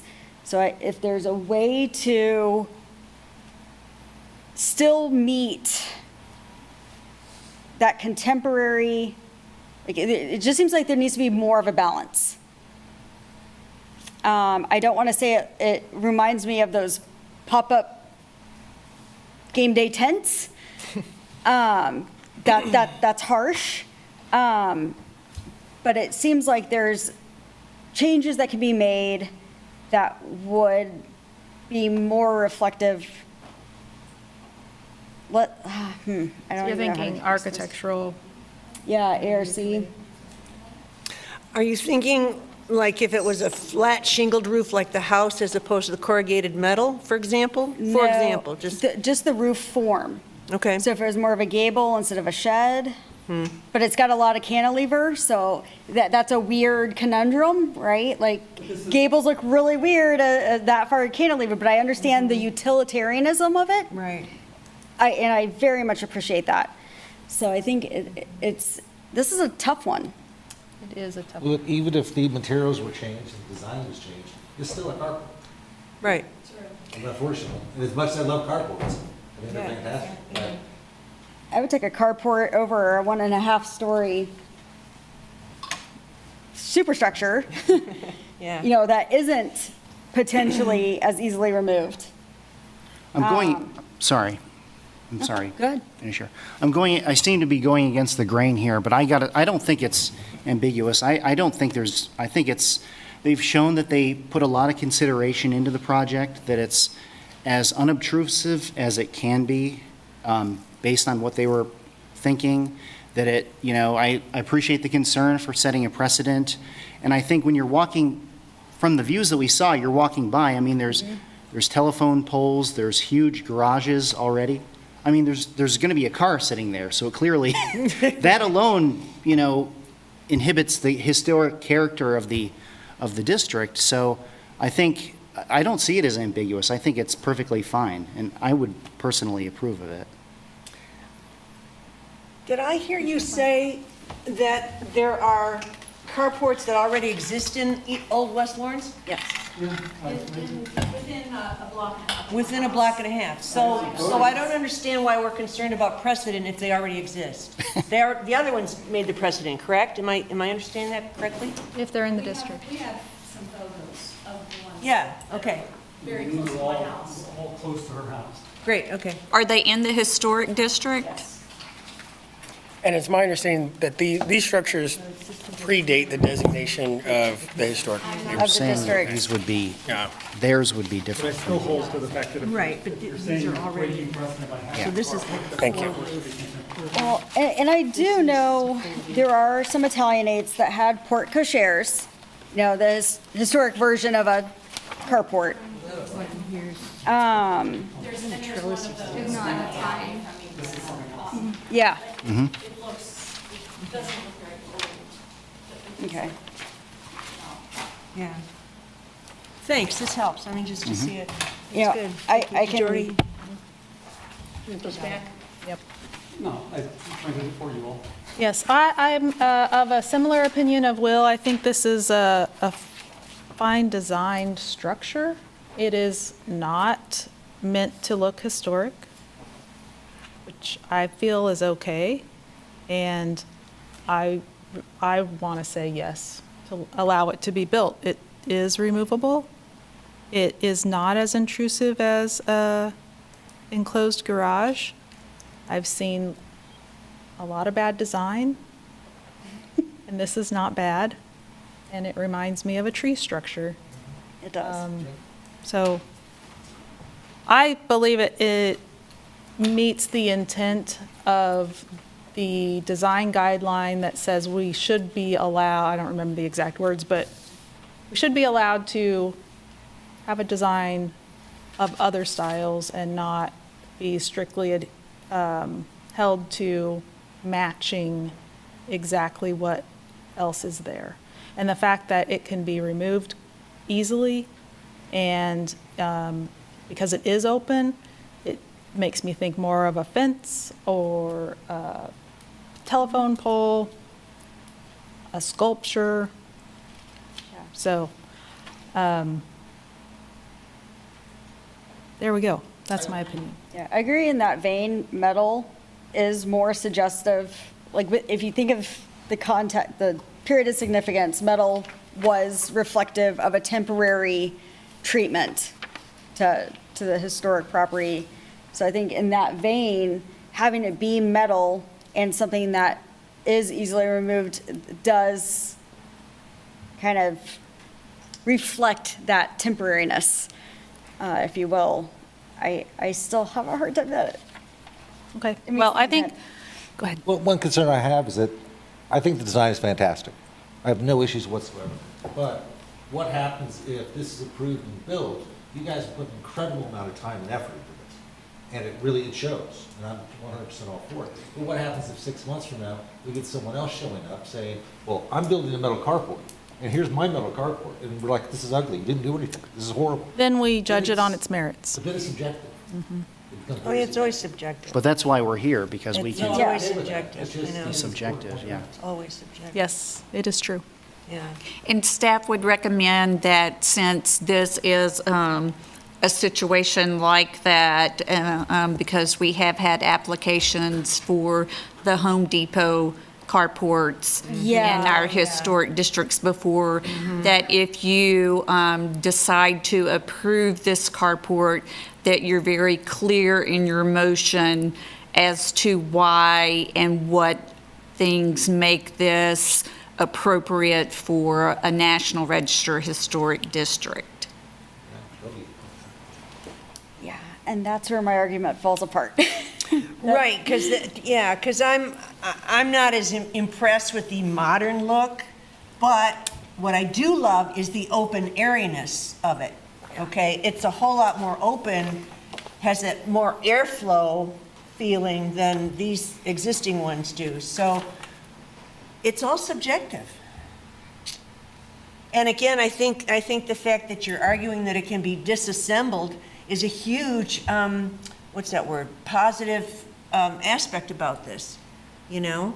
Like maybe you'll find out, oops, there's ice in the car. It's not, you know, I'm still trying to imagine the ice part. But yeah, but the fact that you can dismantle it is a huge positive aspect, I think, too. That should be in the motion. And was done because I knew this was coming. Yeah, well, you know, you have foresight, absolutely, sure. No, it's great.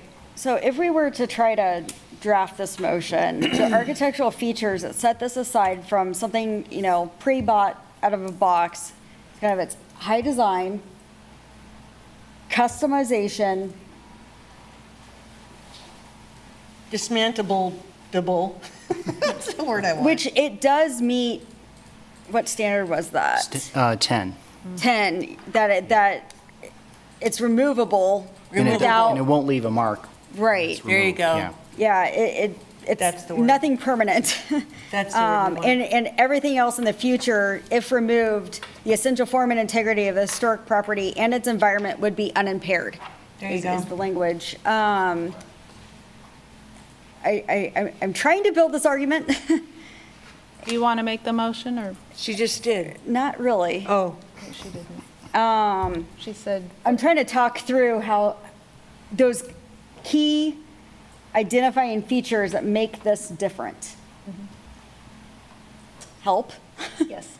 I make a motion that in accordance with the Secretary of the Interior standards for evaluation, find that the proposed project will not damage or destroy the historic district included in the National Register of Historic Places or the State Register of Historic Places because it is a sculptural designed carport that responds to its site, its purpose.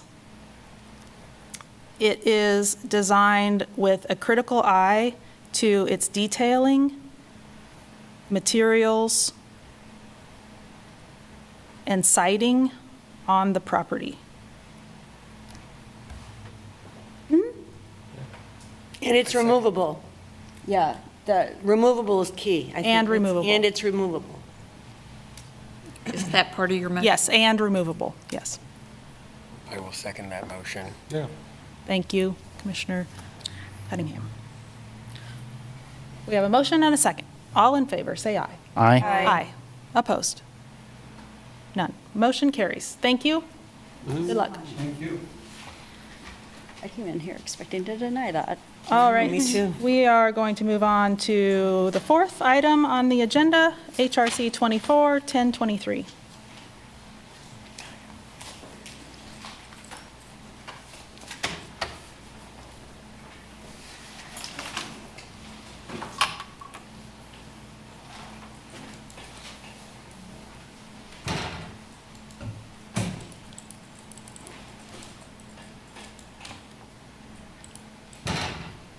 This is 1846 Vermont Street. It's for demolition and new construction, and it is a certificate of approval review. This red circle shows the project location. It's a little difficult to see, but the large shaded area is the context area, and the listed property is Fire Station Number 2. The property was originally built as a church and later used, most of us who've been here a while know it as a taekwondo studio. It's had that use for several years, and it's been vacant we'll have to ask the applicant for the exact amount of time, but it's been quite some time and has some roof leaks and some structural issues that we'll look at. This is the primary elevation of the structure. It's very simple with minimal architectural design. Showing the rear of the structure, and you can see a little bit on the side as well. And then the other side. A couple of photos of the interior, and there's some more that were in your packet, but you'll see where they're having to do some structural support for the structure. And again here, and you can see where there's been water damage from the roof leaking. The applicant is proposing to demolish the structure and build a new structure on the lot that is a duplex. The structure, it was built as a church, so you do typically find those in historic residential districts, but it did change use to a more commercial use that was not consistent with the historic fabric of Fire Station Number 2. And the applicant is proposing to go back to a residential use for the property to be more compatible with the context area of Fire Station Number 2. This is the site plan for the proposed structure. You'll notice one of the concerns that staff mentioned in the staff report was the lack of a rear yard, and that it was basically a parking lot proposed in the rear yard. This is all existing, and they will resurface it, but there is currently no rear yard that this would take the place of. It does exist as a large parking area now. The setback is less than the development code requirement. They did average the front yard setback for the rest of the block, and this is located in line with the average setbacks of the other properties on this block face. This is showing the proposed primary elevation of the structure. They've done a really good job of just having one primary entrance so that it does look more compatible with the single dwelling residential districts in the context area. If you'll notice, they did a good job with the windows that are taller than they are wide and paired some of those windows. It does have a front porch with columns and a balustrade, and then they are proposing to, not very much, but they did use a platform where they lifted the structure a minimal amount, and it would have thin set stone veneer to help it be more compatible with the context area. This is showing the side elevation of the structure. Again, you see the lap siding. They've done a good job of breaking up. It is a really large structure. It's very massive, but they've done a really good job. They have this architectural detail here in the center to break up that mass, and then again with the appropriately scaled windows. And then looking at the north elevation. And coming back around to the rear elevation, which would also have a rear porch. And on this elevation, you would have the two separate entrances for the structure. So staff looked at a review for this. When you look in Chapter 22, it talks about character defining structures in the context area that the Historic Resources Commission should determine whether or not, if demolition is proposed, is it a character defining structure for the context area. And when staff went through the review of this project, we found that it was not a character-defining structure for the context area of Fire Station Number 2. And then we looked at the proposed new construction and found that it does meet the standards for review in Chapter 22-507, and then those illustrative design criteria in Section 22-508. So staff is recommending approval of the proposed project, and I'd be happy to stand for any questions that you may have. Thank you.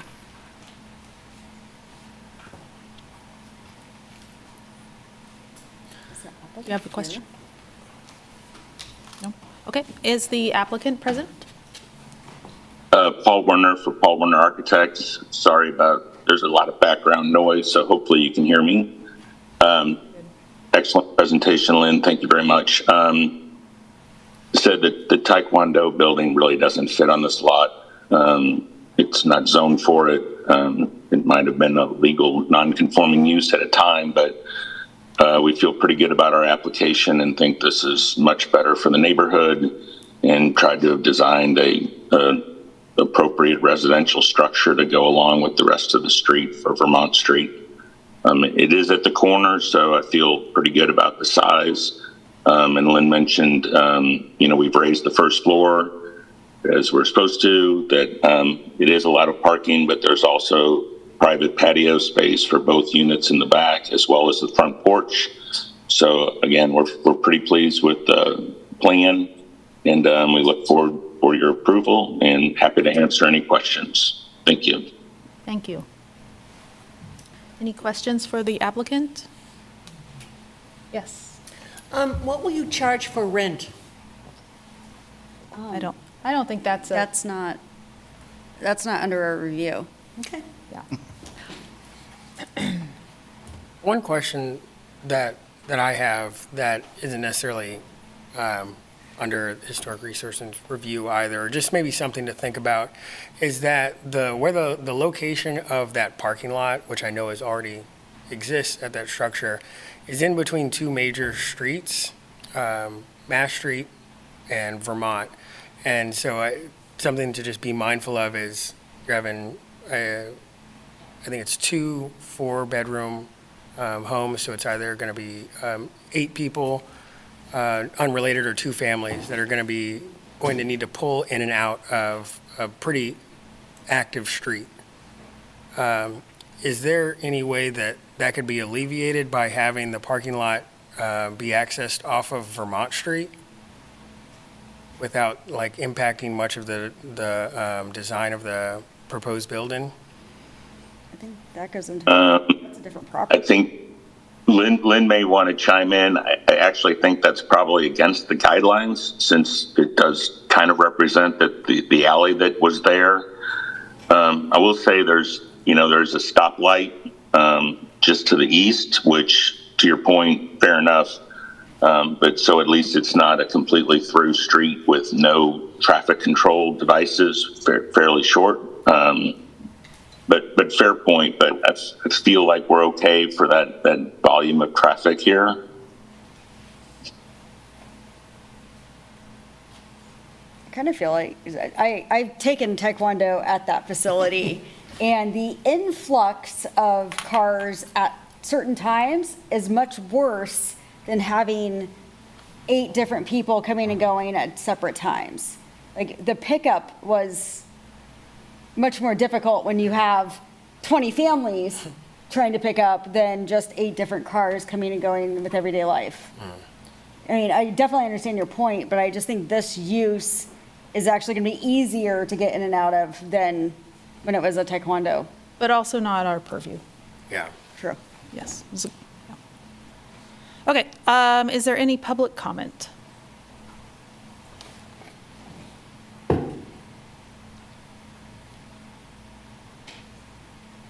Nope. All right, sorry to cut off the discussion before. Any other discussion about the proposed demolition and new construction? No, I live in this neighborhood, and this, I think, would be a welcome development. I mean, other than for Brenna, who clearly it was character defining because you did Taekwondo there. Well, no, that doesn't make it character defining at all. Staff is correct that the building currently there is not character defining at all, and you could easily drive past without even noticing it. So it's having like a family or like residential homes there would be more beneficial, certainly for the neighborhood. Well, do I hear a motion? Yes. Oops. I move that we find that the proposed project meets the standards of review in Chapter 22, Section 22507, and that the design criteria in Chapter 22, Section 22508, and issue the certificate of approval for the proposed project. I second. We've heard a motion and a second. All in favor say aye. Aye. Opposed? Nay? We have 5 ayes and 1 nay. So motion carries 5-1. Okay, moving on to item 5, and it is. Thank you very much. Thank you, Paul. Time for me to leave. So Oh, yes. carry on. Good luck. So that would be me. Yes. Okay. I'll hand the meeting over to the vice chair. Item 5, HRC 24-1024.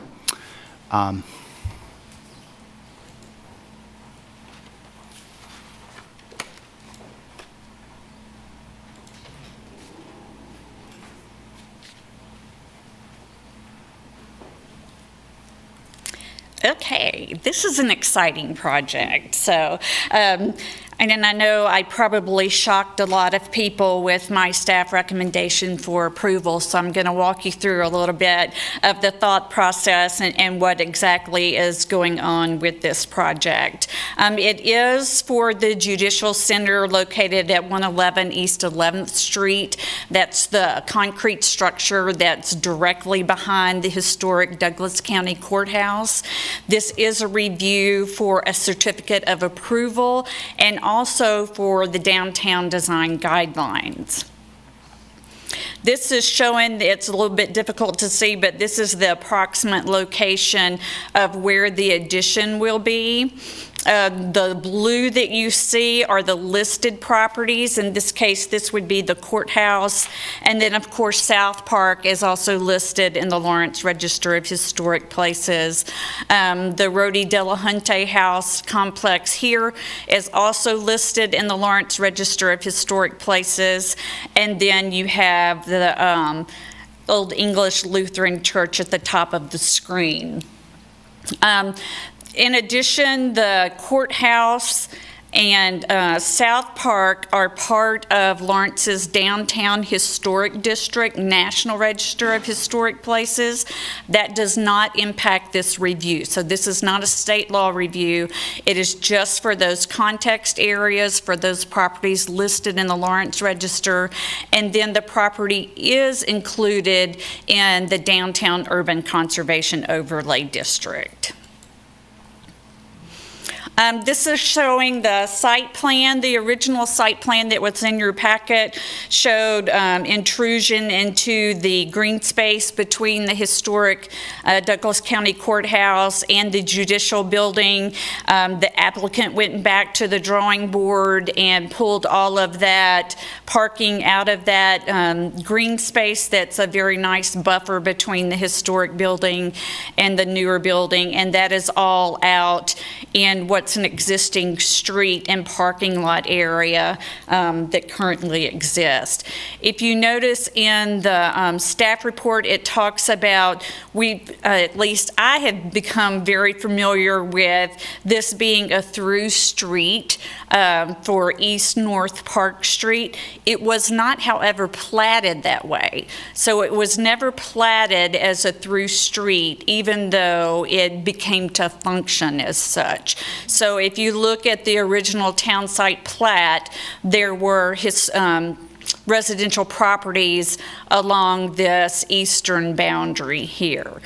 This is the existing structure, and then here below you can see this is the proposed addition.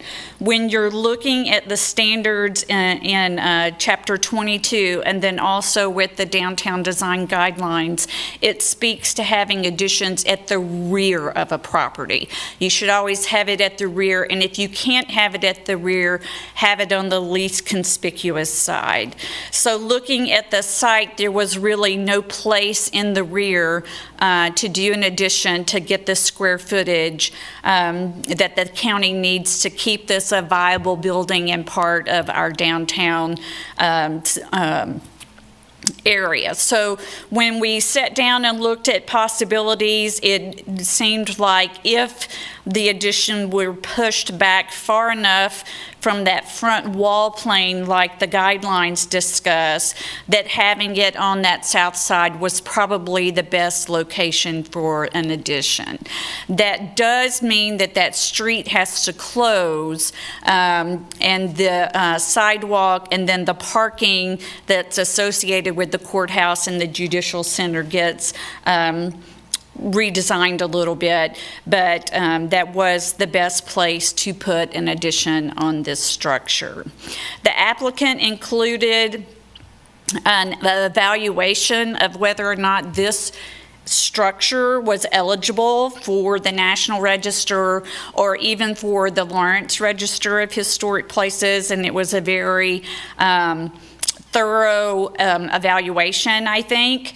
When staff looked at the building, when they added this front addition to the structure, they really took away the front character defining features of the building, so it is no longer visible what the original structure looked like. It does still have all of the it's not really brutalist, but it's modern touches of a concrete office building.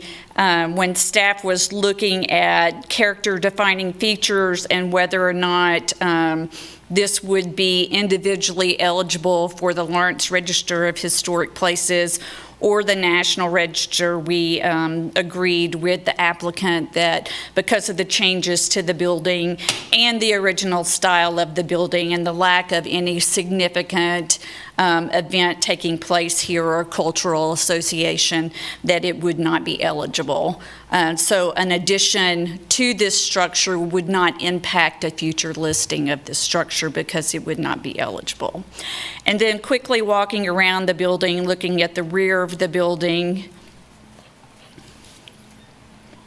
And this is the side that would have that addition, and it would be here at the back of the building. And this is looking down North Park Street.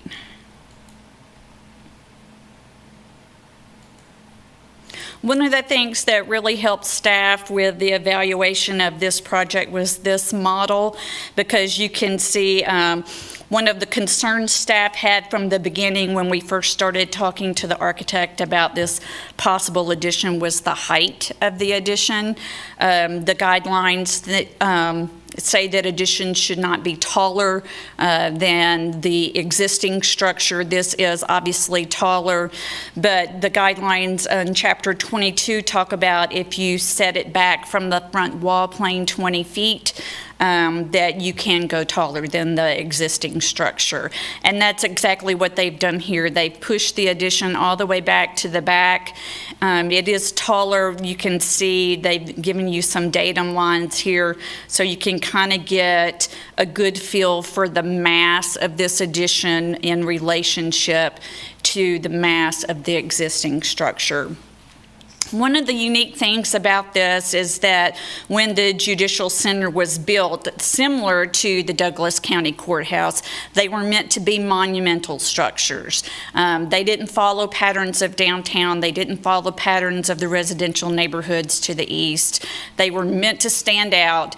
They were meant to be surrounded by green space, and they were meant to be, like I said, monumental. And so this addition, while it's very massive, it does discontinue that monumental architecture that the original structure creates.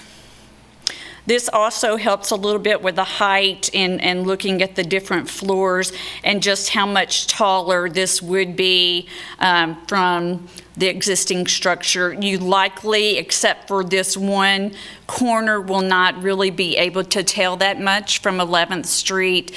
Certainly from Massachusetts Street, for the majority of it, you're not really going to notice it being that much taller. Probably the biggest impact will be from the Delahunty house and also from the English Lutheran Church. That's where you will notice how much taller this structure really is than the existing structure. This is a rendering that the applicant did. This is the front of the existing building here. You can't really see the curve, but it's there. And this is what would face Massachusetts Street. So this is what you would see, and you would have this green space in front. These would be, and I'll let the applicant architect talk a little bit more about this, but it would have the window storefront glazing systems, and these would be metal panels, and that's not something staff typically recommends because it's not a compatible material with our downtown historic district and not with these listed properties. However, because this is such a unique building and because it is meant to stand out and meant to be different by design, staff was of the opinion that the use of those metal panels were compatible with the existing structure, which was more important than looking at something that would be more typical of downtown. This is walking around the structure, and this would be facing that large parking lot. And this would be the view, the North Rhode Island Historic District would be here on your right, and so you can look and you can see the courthouse here in the background. So this would be that view that reaches out toward that parking lot in South Park.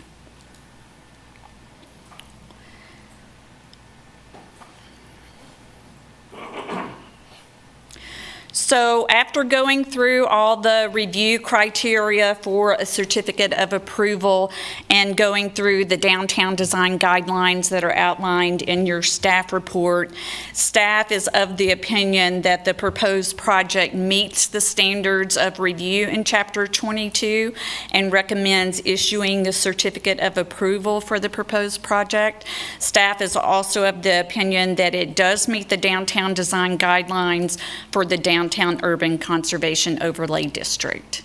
And with that, I'd be happy to stand for any questions you might have. On the north elevation, the area that is kind of shaded dark, is that metal panels or is that a tinted glaze? This area here? Either the, no, that one's fine. It's a southeast corner perspective or north perspective. Yeah, that shows it. That large section that's darker, is that metal panel or is like, what material is that large chunk? Or smoked glass or something. Lynn Jeff Lane with Trainer, principal of the project. So a couple things. Lynn, I want to thank you. That was great walking through that. To answer your question, that is metal panel. I actually have a sample of that metal panel with me today to show you. It's actually a staggered joint panel that we're using. It's not a panel, and I use the term oil canning. I don't know if you know what that is as a group, but if you use a thin metal panel, over time it can oil can, and you'll begin to see things that happen within that panel, whether it's delamination, whether it's coming off the wall, those types of things. So there's metal panel. If you go to Lawrence Art Center here in town and you look at that building was designed, oh golly, probably 20 years ago or so, the addition that's there. And that metal panel has an oil canning to it. The panel we're using here has a really, really heavy gauge. I'd be more than happy to share that, show it to you, and look at it. I have a building that I've used that same metal panel on that's 15 years old, and there is no oil canning. It's the system, it's the backup, it's everything that we use there. So to your question, that is the plan and attack there, yes. Okay. I like it in certain areas, like especially that northeast perspective. I really like the balance between the concrete panels, the existing structure, and just that sliver of the metal. I think it's fantastic. I personally, it's a lot, it's a big chunk. Have you considered other materials in that large section? Yeah, we looked at a lot of different things. We looked at precast, which is the bulk of what we're using on the project. I think when it came down to it, part of what we are looking at from a design perspective and just an overall flavor within the building is two things. One is natural daylighting. So that's really, really important, not just to this project, but to our client and to the users that are in it. So if you go into this building currently, the existing building that's there, part of what you will see is the natural daylighting for those folks that office and or courtrooms and what have you are limited, right? So for us, as we looked at this project, how do we capture natural daylighting? How do we change some materials within this building, right, to change the mass and to change the way it feels from the standpoint of the residences that are off to the east of this building. So we could have used precast. We could have come back with a plethora of different materials. For us, though, was bringing the scale. So because we're using a metal panel and it's not a panel, and let me grab something real quick. And so you can see it's got, and these are, our panels will be a tad bit bigger than this, but it has a staggered joint. It almost has a feel of a brick tone to it. The color that we're using is bronze, so it matches up with the existing building. Okay. So those types of things are how we're capturing that. So it has a scalability to it, right? To look at it a little bit differently from the residential side. Those are the reasons why we were using that material at that location. I think part of that was the color, and you Yeah. answered that the blonde. Yeah. I'm much less concerned about it. No, and that was part of our other conversation as a group as we designed this building and thought about the both buildings, because it's not just about the JLEC building, it's also about the historic courts that's way in front of it, right? So not trying to compete with those areas. And so for us, it was trying to find materials as well as color palette that worked with those. And I think what we've done is done that. Does the metal reflect the sun brightly, or? It's going to have a matte finish similar to this, so there's no gloss to it. There's nothing along those lines. It is on that south side. Yeah. Okay. No, so I've used stainless steel before in the past, and I hear you loud and clear. We didn't want to do that here. We do know there's a lot of cars that will be parked in this area, so it does have a matte finish, and we don't anticipate glare at this point. Any other thoughts? Okay, I'm spatially challenged. Was a portion of this a parking garage? Okay. No, there's. But you are using up some of the parking space that's currently there, correct? Correct. Okay, so how much parking is going to be lost for events that take place at South Park, for people to park here for that? If you look at the site plan. Okay. 1, 2, 3, 4, 6. Stand by for counting. 18. Well, I can actually tell you how many, because we've had this conversation. I'm sure you have. Plenty of conversations about parking. Parking's an ongoing conversation. So if I remember right, total all in, so if you go, can you pull up the site plan just so I can make sure and I probably could do that, but I would break something and then somebody would come. Well, I'll probably break it too, You're but doing great. I had the man behind the curtain helping me out. Around. Okay, so this is the this sidewalk wall, going around and it's it? Yeah. sidewalk, and then landscaping, so Okay, it sure. retains that open space. Gotcha, yeah. But basically, the parking that's here gets moved here. Parking. Right. So what I was going to share Parking with that's you is here. we Yes. lose about Here. 42 Gotcha. spaces. Gotcha. Yeah, there you go. We lose about 42 spaces at the end of the day, but we're capturing some additional spaces between the two buildings at the end of the day. So that's kind of how we're handling that at this stage. Just so much goes on there, you know? Well, Parking is, you know, multiple, obviously the building people itself, you know, the staff and folks who come to and from the building need the parking a lot, and not to mention the courthouse. Right. Needs parking, but then I'm just thinking of all the South Park events that happen as well, when there are particular weekends, not all the time, but, you know, that parking's pretty.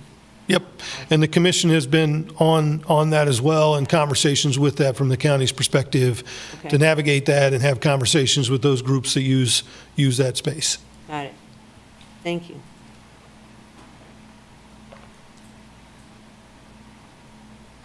All right, thank you. Yes. Any public comment?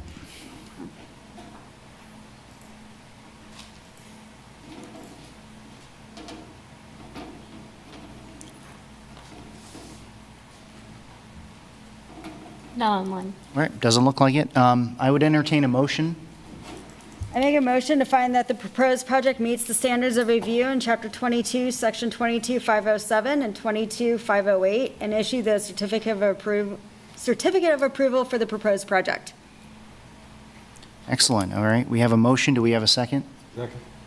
Second, all right, all in favor? Aye. Aye. All opposed? The motion carries 6-0.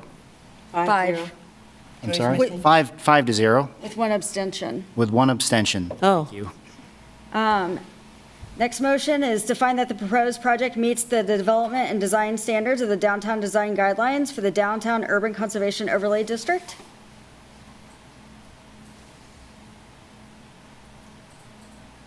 All right, we have a motion, do we have a second? Yes, sir. We have a second. All in favor? Aye. Aye. Aye. All opposed? Motion carries 5-0 with one abstention. All right, So, good luck. wait, is the one Thank you. abstention? One abstention is Joy? Yes. Got it. Mhm. Okay, clarifying. Don't tell her I forgot about her. I didn't know what was, oh, and here she is again. Oh, right. She comes back. Now, I remember. Now, okay, my memory's coming back. It's late. It's my bedtime. Mine too. Yeah. Almost. Exactly. Jeez, I'm already a okay, now pumpkin. now I realize what's going on. Jeez, okay. Okay. Okay, we are at the end of the regular agenda. Are there any miscellaneous items? I have one question to pose to the commission. This being my first meeting with the HRC, I saw that there are neighborhood guidelines for downtown, 8th and Penn, and the Oriad District. One of the agenda items that we reviewed was related to the Old West neighborhood, but I have not seen neighborhood design guidelines for that neighborhood. Is there one?